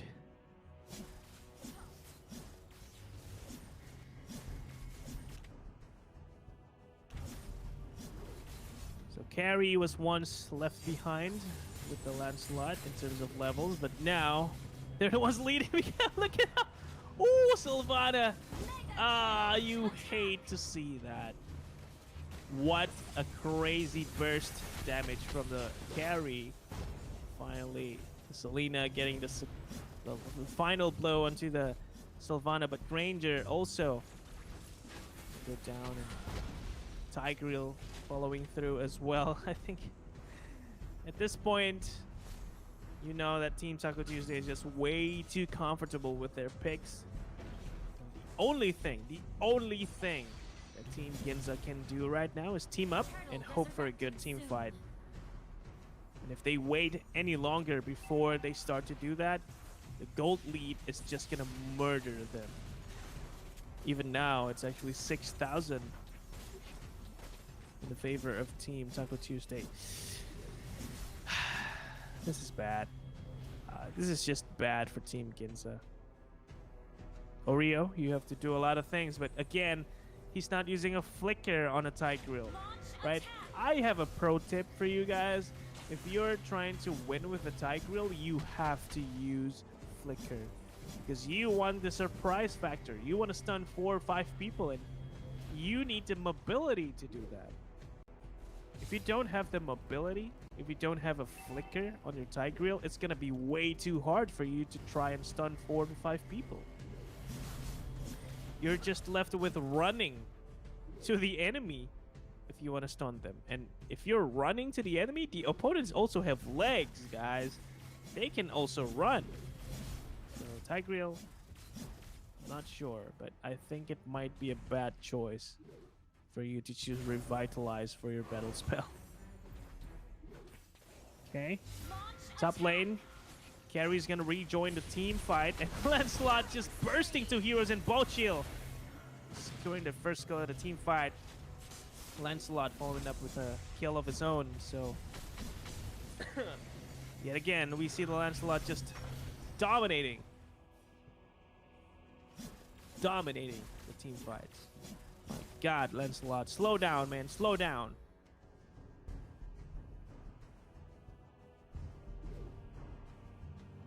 Mid turret destroyed. More objectives being secured. What the? What? Lancelot's too aggressive, man. But he somehow the Lancelot managed to escape, but not for long because he got killed by the Esmeralda. And now it's a even 4v4. So without the Lancelot, I'm not sure Team Taco Tuesday is going to be too keen to try and dive Team Ginza.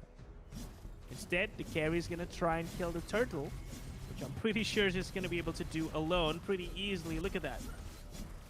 Turtle's nothing.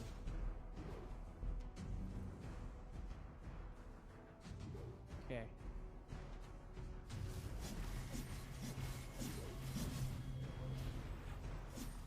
So, Carrie's gonna farm her own jungle while her team's gonna zone out the enemies so they can't farm. I think this is a really great strategy, and Carrie's calling for the attack now, and you see 5 of the heroes on the side of Team Taco Tuesday converging into the middle lane. And we're about to see a team fight happen once again, but Carrie just waiting. That's how you should play a marksman, by the way. You should wait for your opponents to engage and then come in later, and that's why the carry is doing so well right now, because she's making sure that she does not get caught out of position. And that's a good marksman if you see one. Atlas saying sorry because he get picked off too early in the team fight, and that's making it hard for his team to try and dive once again. But that's okay. I think with this lineup that they have, they're still pretty damn strong. Yeah, and here's the problem for Team Ginza. Not only that they're left behind in terms of gold and levels, they're also not allowed to farm, even in their own jungle, even in their own side of the river. So, if you're Team Ginza, you have to make something happen. And the more you wait, the longer you let Team Taco Tuesday gain even more advantage, the worse your position is going to be. And oh, Atlas 3-man stun instead of 2. Tigreal's going to reply with his own stun, but that's not going to do anything because a triple kill is secured by the X-Borg. Yeah, 17 kills to 2. I mean, maybe there's still a chance, but that would require Team Taco Tuesday to make huge mistakes. And I don't think they're capable of committing mistakes right now. They're just way too powerful at this point. And Lancelot just really going onto the Granger. Luckily, Granger has still got some ability to escape to the fountain. A stun onto the Granger. That's going to be secure killed. Wait, kill secured. Not secured killed. Come on, man. Alright, my tongue is not catching up with the action. Okay. No, high-lows, you're not going to survive a 5-man team, but Esmeralda jumping in, killing a carry, but getting killed right after. Thank God the Atlas has got Immortal. So, he's going to die once, but he's going to get revived right back. And I think they're happy with that. You don't have to deal too much damage. Oh, Selena, is he gonna get a... Yes. The answer is yes. I don't even have to ask the question. The answer is always yes. Uh-oh. And again, Granger missing 2 of his 3 ult shots. Requiem. It's not gonna be too effective. Lancelot diving onto the Tigreal. Probably not the best target if you want to burst down someone. But he can do it. Because he can. Stun again onto the Esmeralda this time. Teaming up with the Lancelot. Yes, Selena can secure the kill onto Esmeralda. And wow, that is another 3-man stun followed up by the X-Borg. No kills so far. Instead, it was actually the Atlas who got killed. So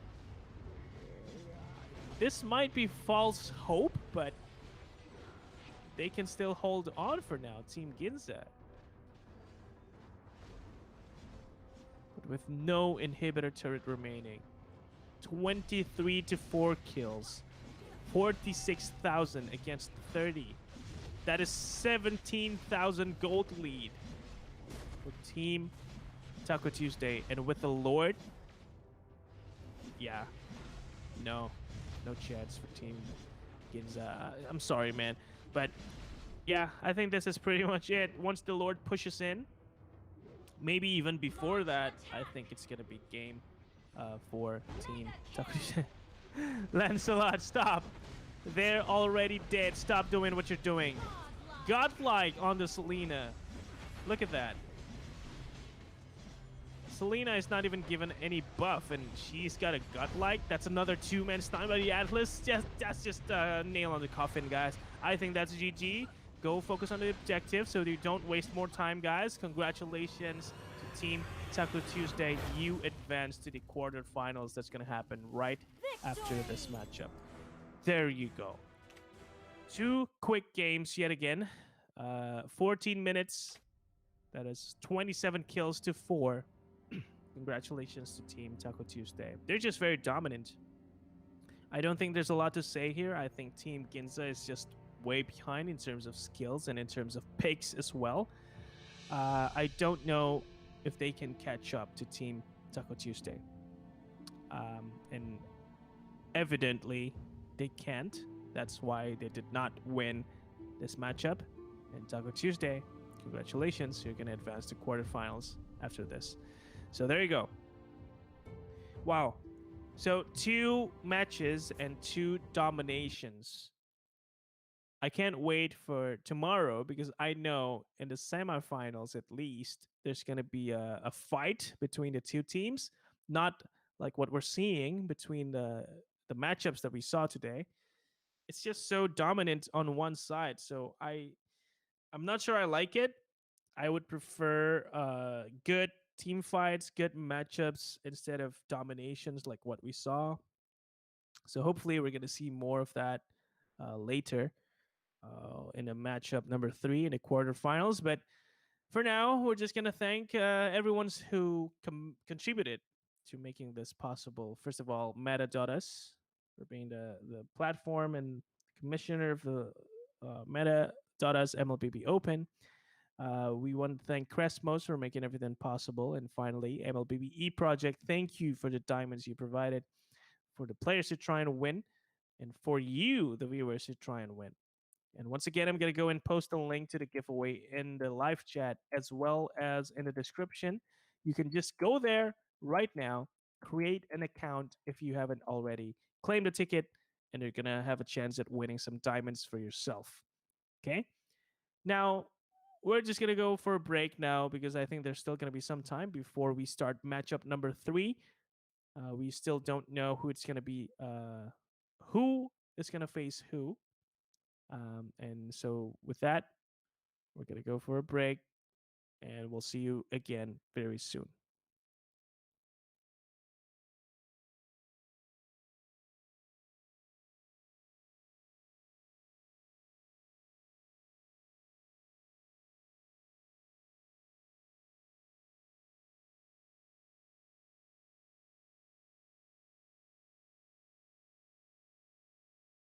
Good day. Welcome to the community.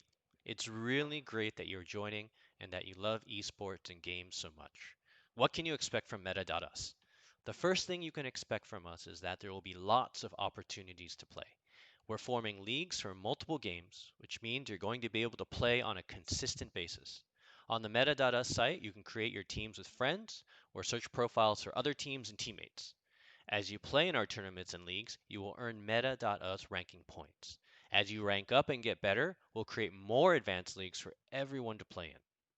We also want to tell your stories, so you can expect us to be doing podcasts on teams and players that come up through these competitions, and we'll feature them here and on other social media. We want to create a great experience for grassroots esports, so I'd love to hear back from you on this channel and others on how we can make that happen. That's it for now. Be well, be safe. Good luck and have fun.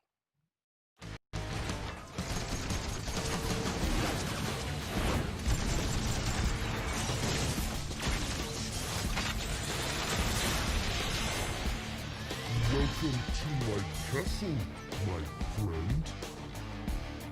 Rook is powerful.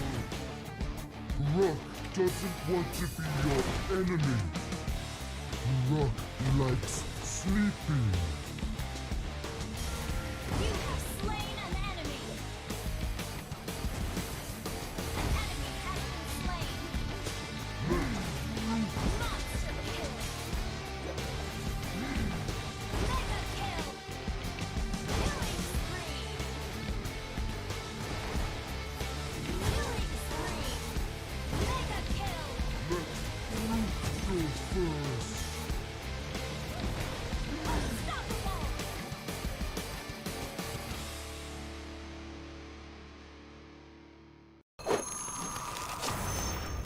Download for free Mobile Legends Bang Bang.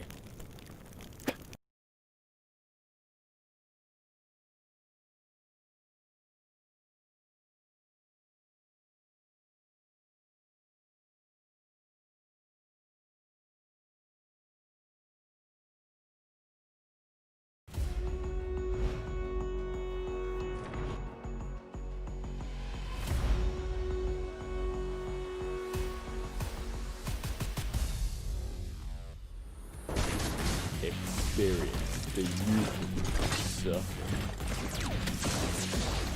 Legendary. Legendary.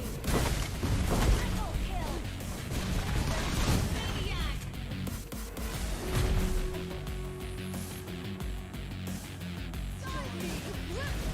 Legendary. Double kill. Greatest. Legendary.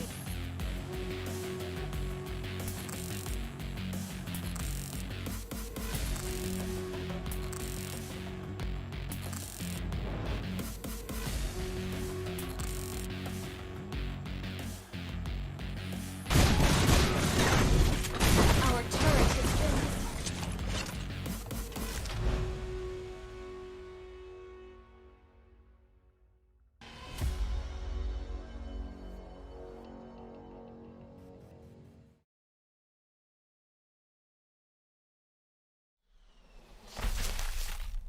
Ah, that hurts. Where am I?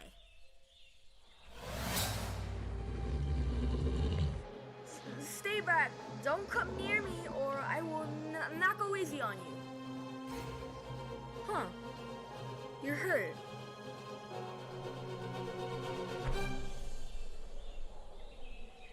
Just like that, the story of Pawpaw and Koopa began, under strange circumstances.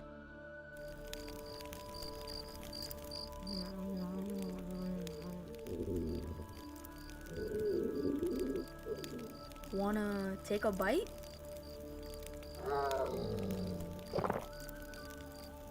And so Koopa and Pawpaw shared their first meal together. Despite being trapped in a dangerous pit, they both felt a warm feeling growing within their hearts.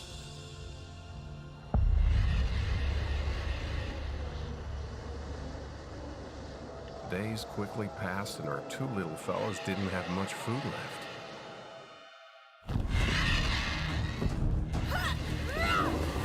Shoot!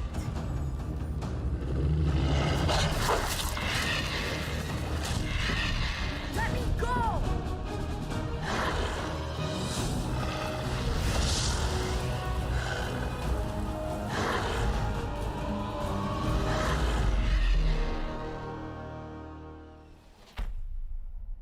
Ow! Huh? You saved me? I think I just found myself a new friend. Popple and Koopa are the best partners in the world!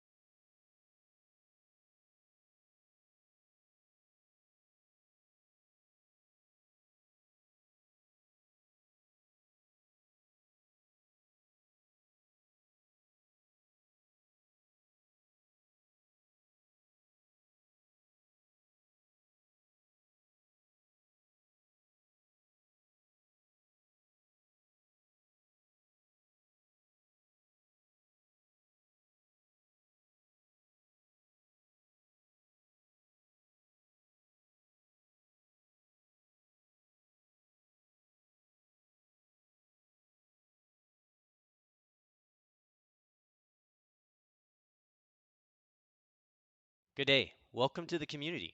It's really great that you're joining and that you love esports and games so much. What can you expect from Meta.us? The first thing you can expect from us is that there will be lots of opportunities to play. We're forming leagues for multiple games, which means you're going to be able to play on a consistent basis. On the Meta.us site, you can create your teams with friends or search profiles for other teams and teammates. As you play in our tournaments and leagues, you will earn Meta.us ranking points. As you rank up and get better, we'll create more advanced leagues for everyone to play in. We also want to tell your stories, so you can expect us to be doing podcasts on teams and players that come up through these competitions, and we'll feature them here and on other social media. We want to create a great experience for grassroots esports, so I'd love to hear back from you on this channel and others on how we can make that happen. That's it for now. Be well, be safe. Good luck and have fun.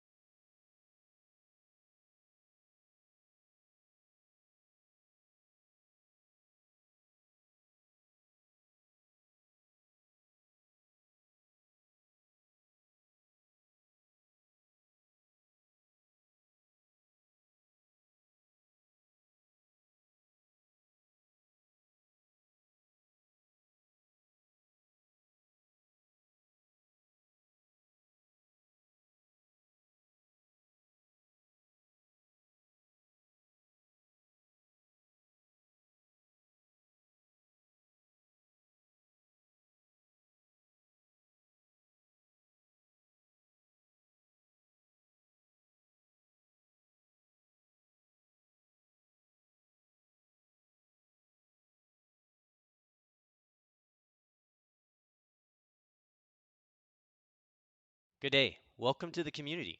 It's really great that you're joining and that you love esports and games so much.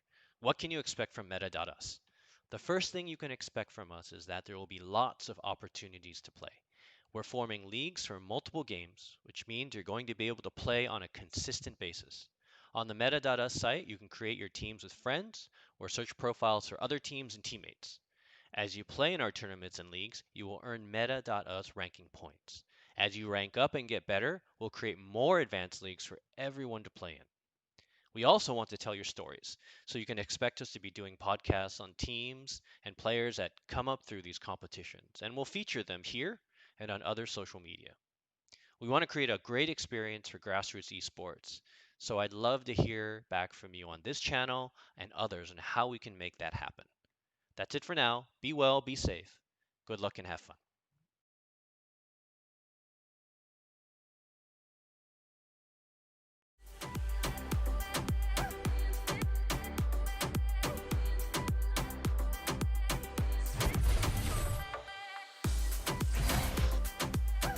I don't want to grow up.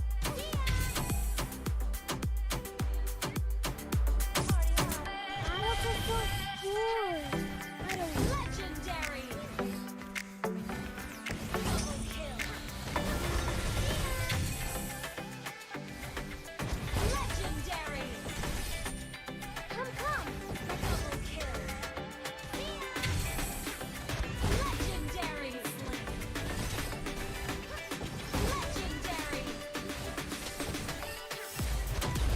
Legendary. Legendary. Triple kill.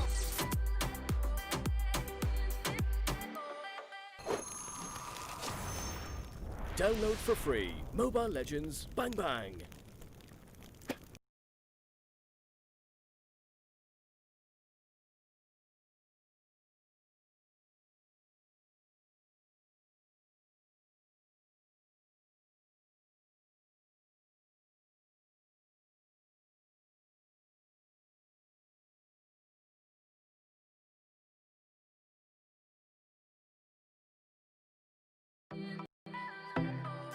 Time. Defeat the enemy, I'm full of energy. I can lead a team to victory. Got the first blood, too legendary. Taking you all out, go RIP for another layer. Ay. Let me see you moving, never gon' stop. Ay. Epic fight queen, that's so hot. Ay. Let's celebrate, we got two shots. Come and battle, ay. Let's hit the next level. Ay.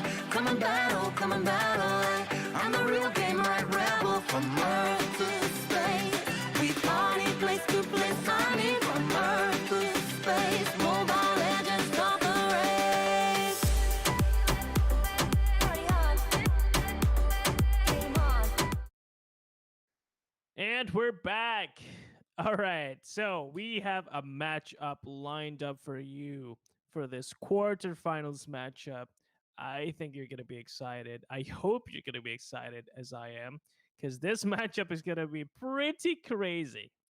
We saw how Taka Tuesday was dominating in a matchup before this, and Suren Aja is now back to reclaim their title as champions because they, in fact, have won the MLBB Open Week 1.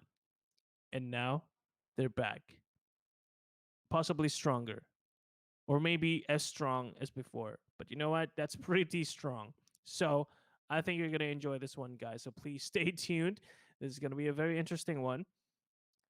Now we're just waiting for the players to all join the lobby. And once they're in and we can go and start the game, we're going to have a matchup for you. Okay? In fact, the game is now in the drafting phase. So let's jump right in. I see a lot of familiar names because, yes, I have casted their game as well. Oh, God. I'm excited for this one. So let's go. Let's see how these two strong teams are going to play this matchup.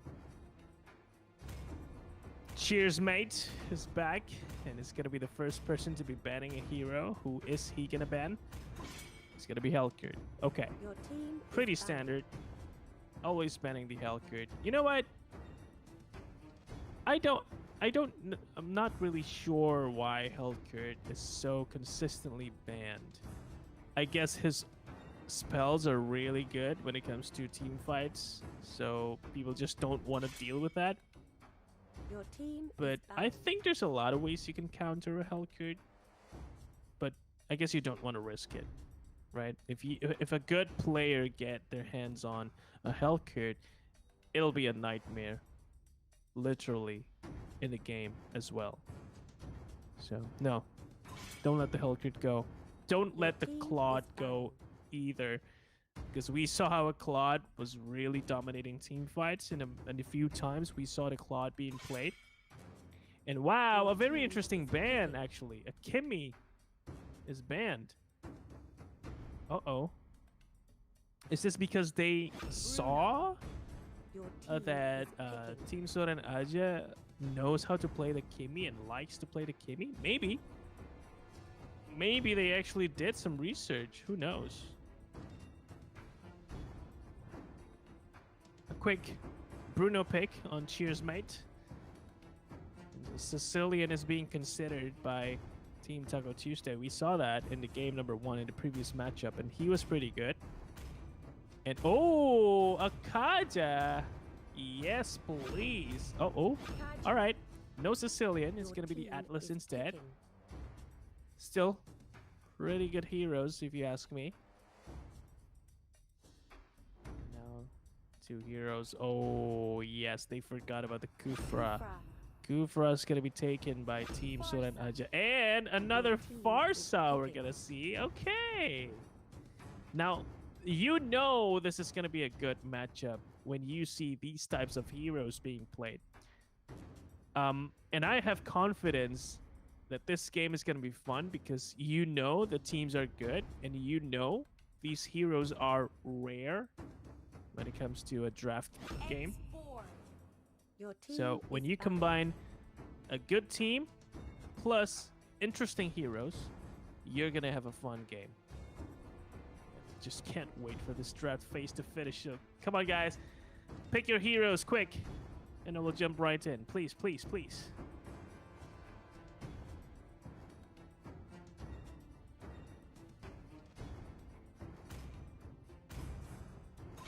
Wilson. Okay, another Jawhead ban.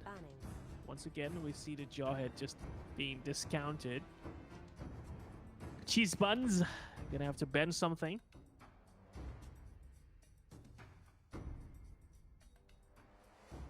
And Cheese buns still taking his time, considering all the options. And Lancelot. Uh-oh. They did some research.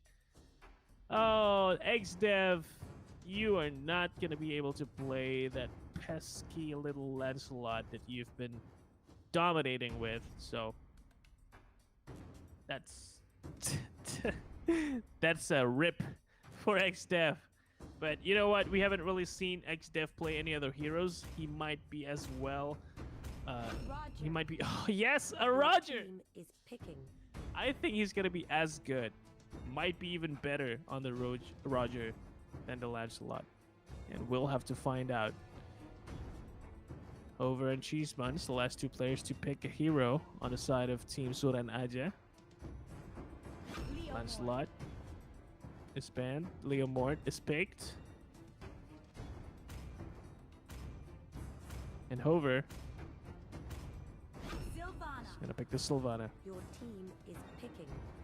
Wilson, what have you got for us today, sir? It's gonna be a Esmeralda. Do they count Roger as a marksman? I guess because they pick Esmeralda for the last choice. So there we go. 5 versus 5. All heroes are picked. All skins are being set on their heroes. So remember, if it's a good skin, you might see good skills coming out, especially at this level of competition. So here we go, guys. Game number 1 between Team Soren Aja and Team Taco Tuesday. Good luck and have fun to both teams. All right. Talking about the lineup, it's going to be very interesting to see how this Roger is going to be played, but I think the Leo Mort is not going to have as much fun as we saw how he did last game because there's a Kaja, so that's a hard disable onto one single hero. And out of the 5 heroes that we see on the side of Team Sora and Aja, it's going to be the Leo Mort. It's going to be targeted by the Kaja. Or if the Kaja sees an opening onto, let's say, Farsa or Bruno, then those are the targets that will be prioritized. But otherwise, they're going to have to deal with the Leo Mort somehow. And Kaja, I feel like, is the best hero to deal with the Kaja. With the Leo Mort. I mean, an epic skin, though. Welcome to Mobile Okay. Legends. Cheers, mate, is going to be playing Bruno. Carp Cake is on the Kufra. Danielle Rose is back with the Farsa. Hover on Sylvana. And Cheese Buns on the Leomord with the epic skin.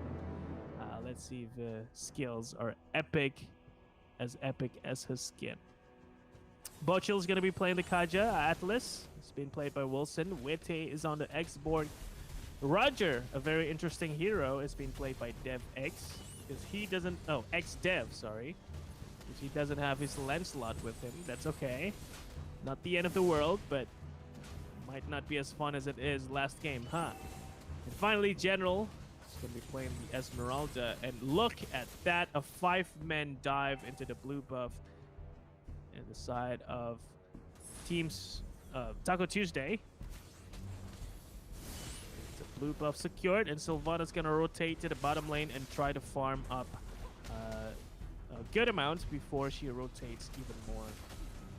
Leomort's gonna be the one stationed in the top lane to solo against the Esmeralda, while Bruno is being babysit by 2 heroes, that is the Farsa and the Kufra. The hyper carry meta is still going strong. Over, hiding in the bushes, not trying to dive too much, but Atlas is messing with their backlines hero. Are we? Oh wait, no. Atlas is actually in the red team. What? See, this is the problem, right? His character, his icon is blue. So I thought he was messing around with the opponent team. God damn. That's tricky. But no, Atlas is on the enemy side, so they were not having a good time as opponents. They're just teammates. And Bruno is already benefiting from this hyper carry meta. He's level 5. He's got both buffs with him, so he's gonna hurt like crazy. But a very slow game, guys. 2 minutes in and 0-0 kills. The first fight is gonna be at the top lane. Leomort's gonna have to run away from these heroes that's trying to dive him. Lucky for him, he's got his horsey, so he's gonna go and escape easily. If the Farsa is getting dived on, though, I don't think she's gonna be able to escape too easily. And in terms of gold, surprisingly, it's actually Team Taco Tuesday that's taking the lead. Barely! 9 gold advantage. That's barely any lead, but it is a lead, okay? Now we're seeing a tension happening. Oh, is that a blue buff being stolen? No, it's actually going to get secured by Roger, I believe, and Sylvana diving in. But Divine Judgment committed into the Sylvana, but Kaja, having committed the ultimate, is actually going to go down first, but Sylvana is not going to survive for too long. And Daniel Ross with the Farsa. Also going down, while Kufra getting a solo kill onto the X-Borg. So it was a pretty even team fight overall, 2 for 2. Roger did manage to secure the blue buff. Atlas considering diving, but Kufra saying, welcome, bro, welcome, come in, come in.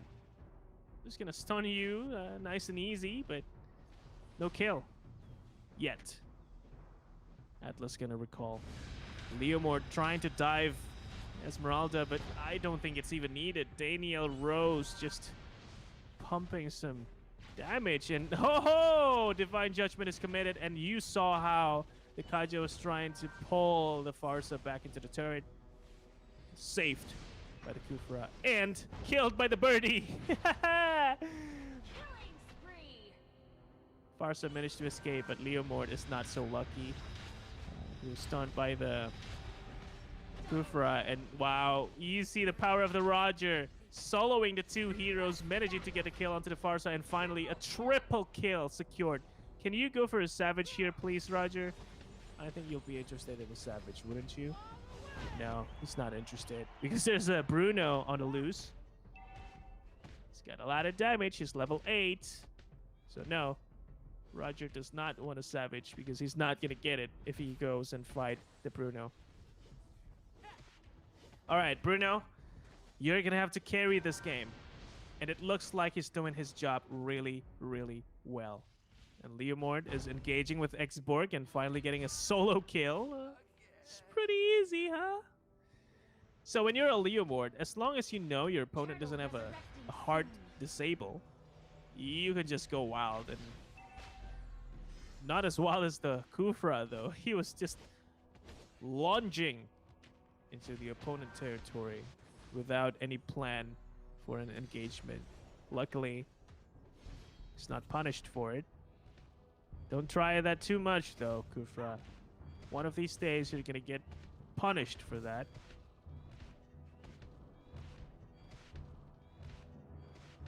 My God.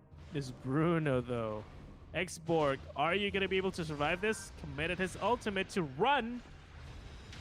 That's good and not good at the same time. Good because he survived, but not good because he had to use his ult to try and escape and not engage in a team fight.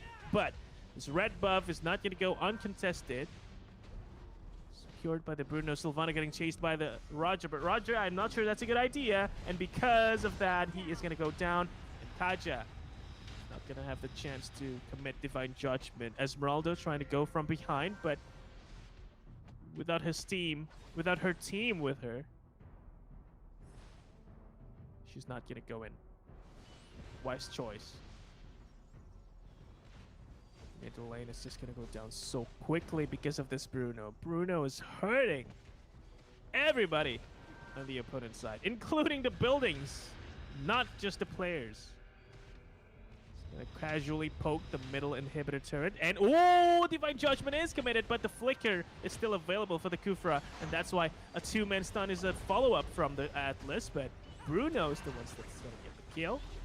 Esmeralda jumping in. Not a good idea. She knows it. That's why she U-turns to just go back into the safety of her own base. And Farsa, being annoying as she is, zoning out the opponent's heroes, making sure that she is mate on the Bruno. She's going to be able to secure that inhibitor turret. First one to fall down 7 minutes into the game. That's one hell of a fast inhibitor turret destroyed. Oh no. We're looking at Suren Aja to be the stronger team between these two, huh? Team Taco Tuesday are gonna have to do something to retaliate. And at this point, it's gonna have to be your team fight because your heroes are specialties in team fights, man. You have the Kaja to pick off one hero and isolate them. You have Atlas for the multi-people stun. You have Esmeralda to tank and damage the opponent's constantly. And finally, we have the Roger and the Xborg to deal the finishing blow. Not gonna be able to find an opening just yet. While the Bruno just casually pokes the inhibitor turret once again. And oh, Horse is called down.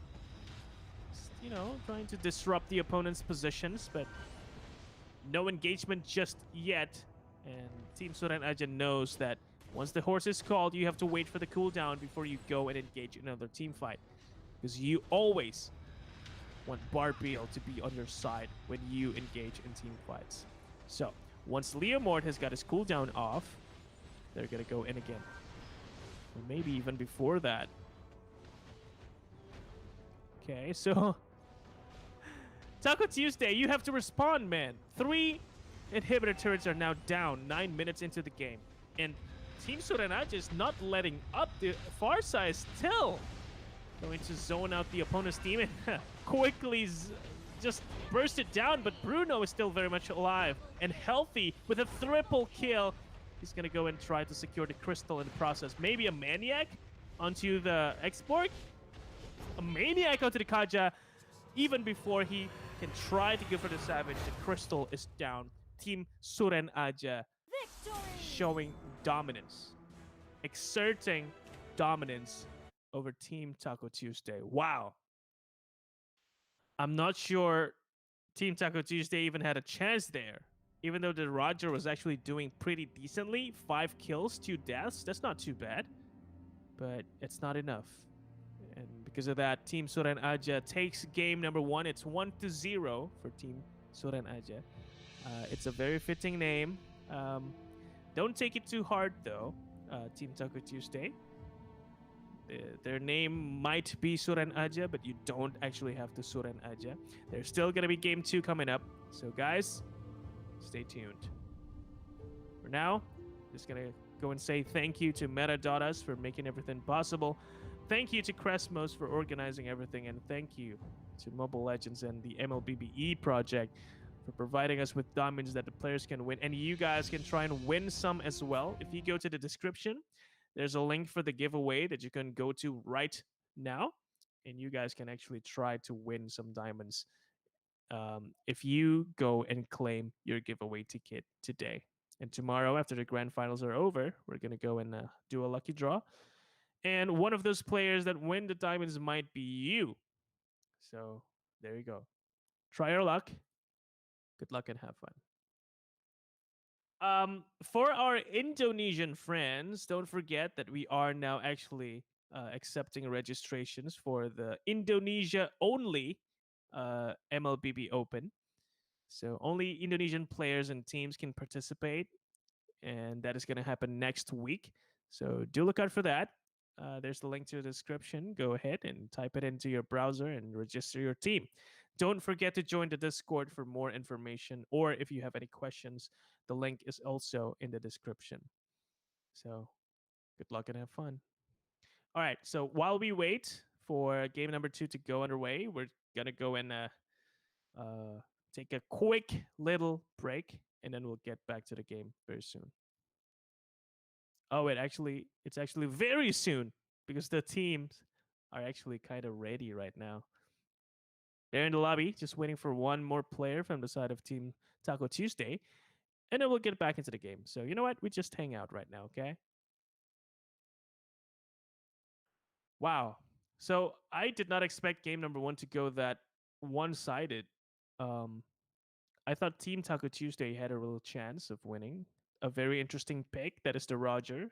And honestly, it wasn't a bad pick because Roger was doing pretty well. 5 kills, only 2 deaths. But I guess the control on the side of Team Surenaja is just too good with the Farsa, and her zoning skill is just so crazy good because the opponent might decide to go in and fight your team. But once you activate your ultimate, Team Taco Tuesday had to think twice, right? Because before engaging in a team fight, their heroes are being bursted down to half HP. It's not a good way to engage in a fight. So they know that, and that's why it was a little bit hard for Team Taco Tuesday to come back into the game, at least in game number 1. So now we're drafting for game number 2. Farsa is an auto ban for Team Taco Tuesday. They respect the Farsa so much, and it's understandable. It was the reason why they could not go in and fight Team Surenaja.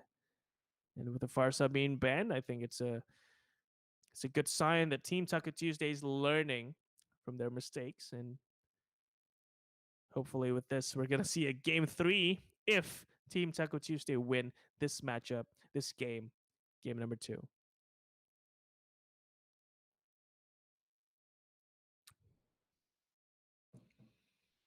Other than the Farsa, it's a standard ban. It's the Hylos and the Claude. Man, we never get to see Claude anymore. I miss him sometimes. Maybe next time. Maybe next time.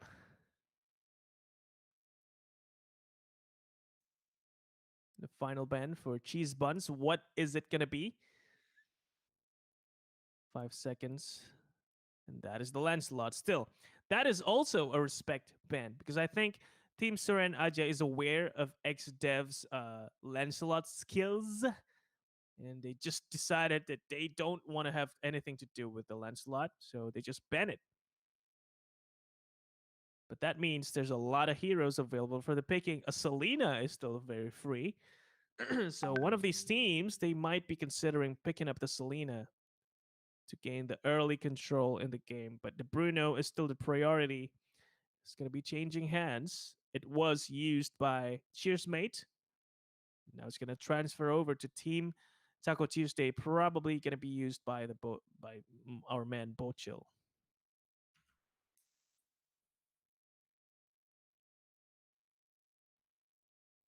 Kaja once again being used, but this time it's going to be Hoover. So we're just swapping heroes now, are we? Yeah, Bruno was used by Team Shonen Aja. Now it changes hands. A miss. Your team Oh no. That's the Alice that we're seeing, guys. Uh-oh. But that also means the Sicilian is free to use for Team Taco Tuesday. And we saw that Sicilian was pretty good, but how good can he be in the face of Kaja and Alice? Problem is, Sicilian is not a good close range combat hero. He needs to keep some range between himself and his opponents. And the thing is, Kaja and Alice are both close quarters combat heroes. So I think it might still be a bad game for Sicilian, but we'll see. At least it's going to be protected by the Kufra, right? A carry on the Cheers mate. Carry is still a pretty good hero. A tank killer, so-called. So this Kufra is going to get bursted down really, really fast whenever this carry is on the map. All right, back to the banning phase. 2 heroes left to ban. Team Surena just thinking about it.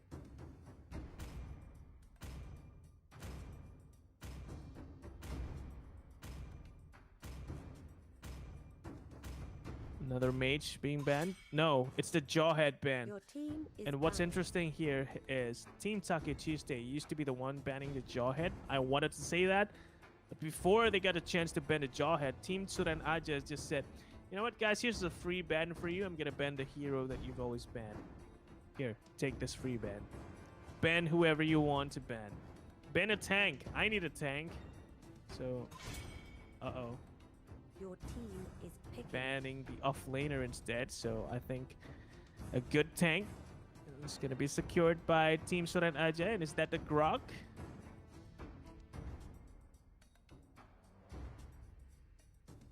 And I guess it is because he's not switching.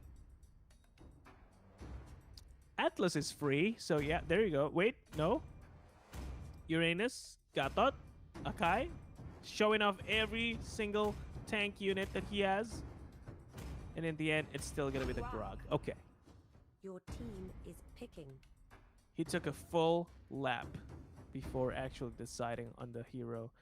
And it's actually the first hero he was considering. Okay. Okay, cheese buns. Okay.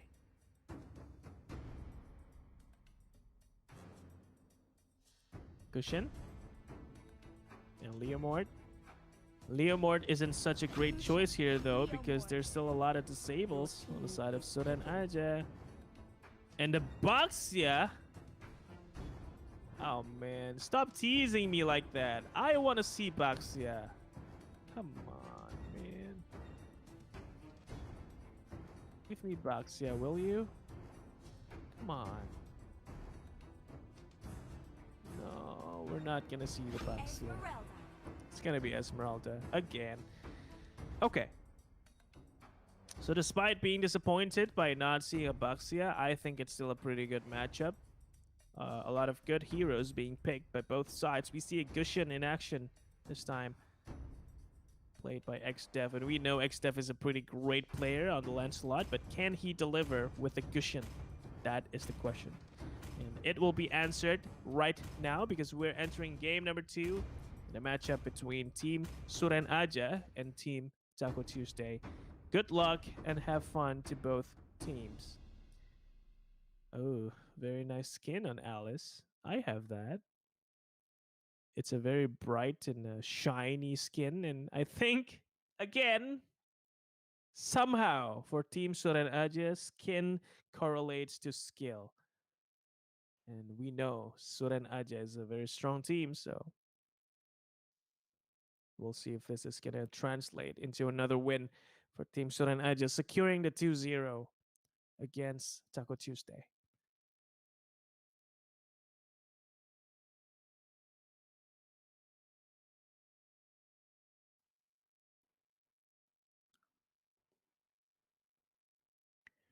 Wilson is loading. And he's loaded. There you go. Bochil is on the Bruno.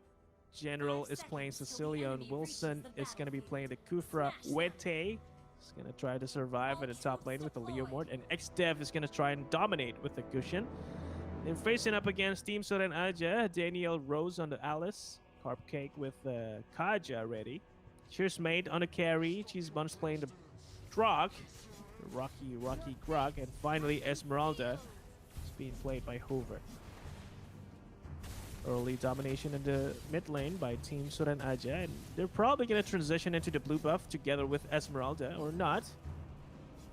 I'll take the River Wanderer, but yes, we are seeing the blue buff being contested by Team Suren Aja, and this Gushin is going to retaliate by diving into their jungle as well. So, Alice, can you disrupt the Gushin trying to steal your blue buff? Oh no, they're going to be trapped here. 2 players being trapped. He did secure the blue buff, but he is not going to get away with his life. Gushin is dead. Gufra, fortunately, abandoned the Gushin, left him to die. And that, my friends, is the beginning of the end for Team Taco Tuesday. I know it sounds sad. I know it's too pessimistic, but it's also realistic. Because the buff, Gushin did get the buff, but dying right after? No. That's not gonna help you.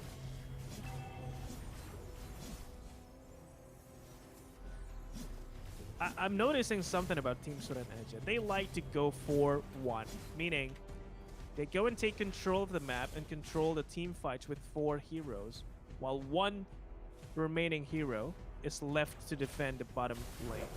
So the 4 heroes, that is the Grok, Kaja, Carry, and Esmeralda, is going to control the mid and top lane, rotating between the 2, while Alice is going to stay all the way in the bottom lane, at least until she gets level 4, and at least by level 4, she's going to be a very effective team fight hero.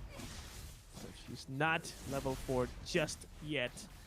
Barely hitting it. Probably going to hit it right now. That's right. And now she can go for team fights. Right?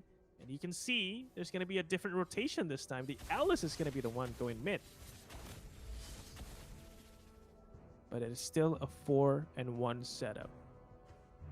It's just a different hero that's being left behind now. It's the Esmeralda left alone in the middle lane. Alice, very aggressive, and Esmeralda also too aggressive, I must say. Being taken down solo by the Gushin, and Carry luckily managed to get it straight onto the Bruno.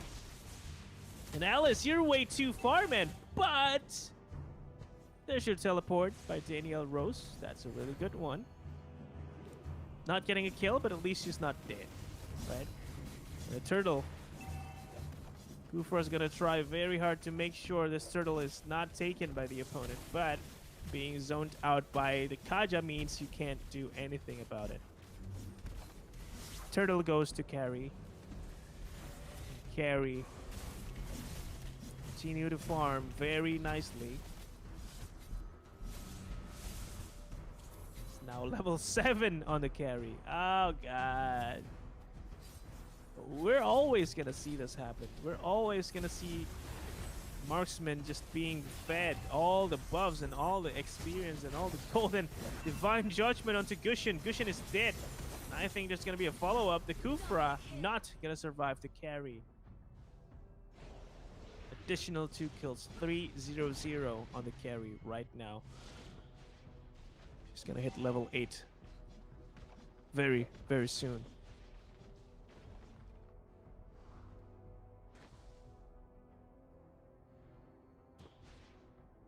So what do you do as Team Taco Tuesday? Leomord hasn't really joined any fights, so maybe that's gonna help, but honestly, at this point, not yet. And I'm not even sure he's gonna help. Especially Team Suren Aja is now trying to kill him at the top lane, and Leomord knows this, so he's retreating, playing it very safely, way back in the second top turret. And uh-oh, carry's going in. The tank killer is active, and Kufra down to half HP already without an engagement happening even. And Grok is just gonna be very annoying. It's zoning these two heroes. Kufra is gonna fall back down to a quarter HP now. You don't want to stick around, Kufra. You have to go back. Or, yeah, well, use your healing, but that's not nearly enough. Oh, Divine Judgment, really quick hands by Kaja. Making sure the Gushin is out of the team fight. And Kufra, you can't survive against a tank killer. That is the carry. And carry just says, cheers, mate, and sends you back home.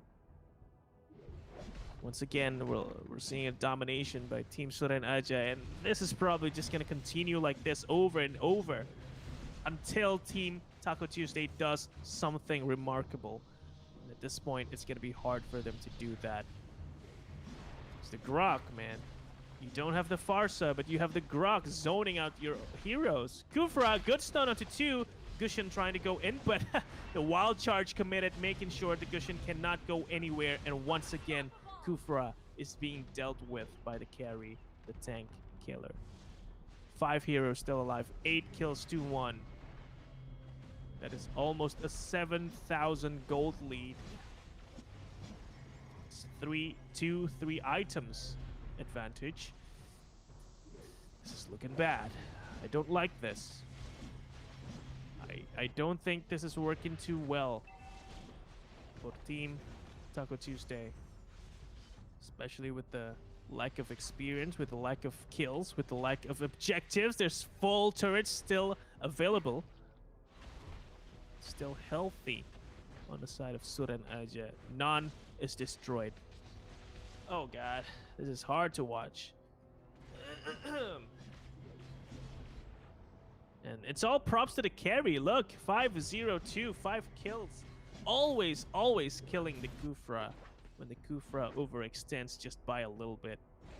And I think I also have to give props to Grok as well.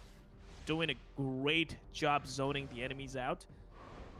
And especially at that bottom lane engagement, when he was disabling the Gushin so hard, the Gushin cannot do anything. Haha! Sicilian, I told you, you're gonna struggle against the Kaja, man. You're just not a good hero, close range, and Kaja dives your face. Just like that, 3 heroes taken down by Team Suren Aja. Leomord still not gonna be effective in a team fights at all. Still 0-0-0.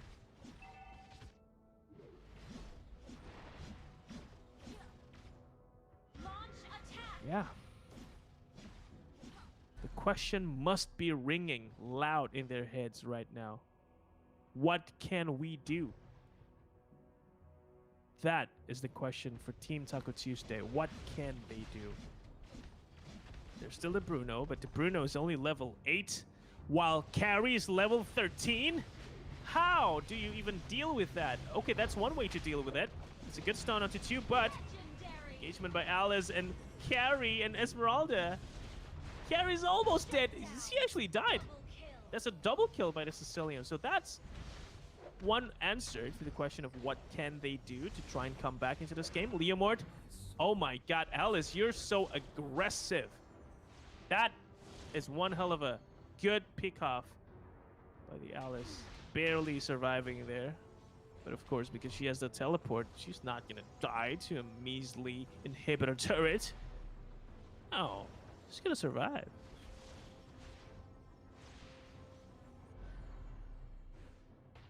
Oh, God. So as good as that looked, right? A double kill for Sicilian. It is still an 11 kills gap.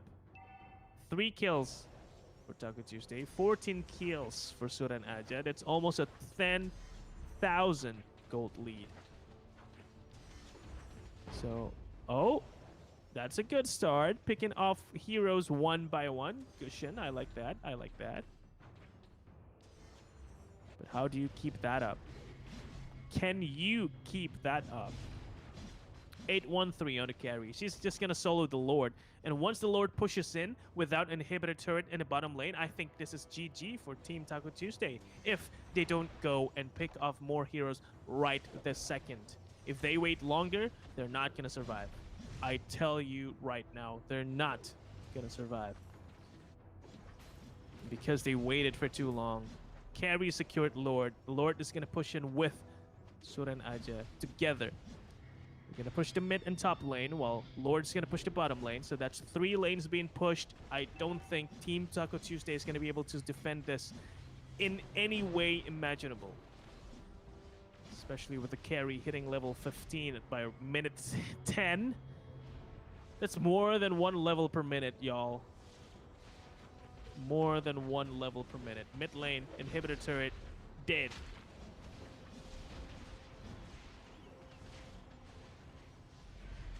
Alice is jumping in, but she's dead now, so that's a good start. But Kufra, again, you're not going to be able to survive the carry, but against all odds, Kufra actually survived. And Leomord getting stuck on the wall. That's just bad. And Lord pushing in, still at 3/4 HP, even helping kill the Kufra. And now focusing on the Crystal. Crystal is going down really fast. Divine Judgment almost going to be useful, but no. Team fights are happening, but the Crystal is not surviving. So with that, another domination by one of the teams that we're watching today. Across the board, it is a 2-0 scoreline. And this time, it is Team Suren Aja winning against Taco Tuesday. So Taco Tuesday, unfortunately, you are going to be out. Suren Aja is going to be making another run to try and get their second championship title in the Metadata's MLBB Open Episode 1.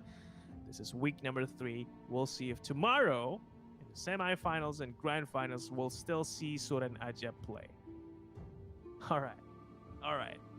Okay, guys, that is it for today. That's 3 matches for you for your good enjoyment. I want to thank Meta.us for making everything possible, supporting us with the platform and the registration. Cresmos, thank you for organizing everything, including the stream that you're watching right now. And Mobile Legends and MLBB project, thank you for the diamonds you provided for the players to win and for you viewers to win as well. If you haven't already, go click the link in the description to the giveaway. And with that link, you can buy the lucky draw ticket for free as long as you create an account. And tomorrow, after the games are over, we're going to do a lucky draw. And who knows? One of the players that's going to win 500 diamonds is you. But if you don't buy the lucky draw ticket, you will not be able to find out and you will not be able to win. Okay? Also, just a quick reminder, the Indonesian MLBB Open is now up for registration. And you guys can also try to go to win some cash with that if you win the game. That is 50 Singapore dollars per week for one winner. That is the champion team. And for this first for this first week that we're going to do for the Indonesia Open, the registration is going to close next week, Thursday, 25 June 2020. So be sure to register. And let's hope that you can win and walk away with some cash. So there you go. All right. I think that's been a great it's been a great series so far. Albeit it's all domination, 2-0 score lines across the board, but I think we saw some pretty good games. So don't worry. Tomorrow we're gonna see more good teams fight it out in the semifinals and the grand finals, of course. So do tune in. If you haven't already subscribed this channel, Metadatas, and you'll get notifications when we go live with more Mobile Legends or with other games that we also have competitions for. All right. So with that, I will be signing off for today. I am Sleepy. I'm your caster for the Metadatas MLBB Open, and I'll see you guys again tomorrow. Thank you, and bye bye.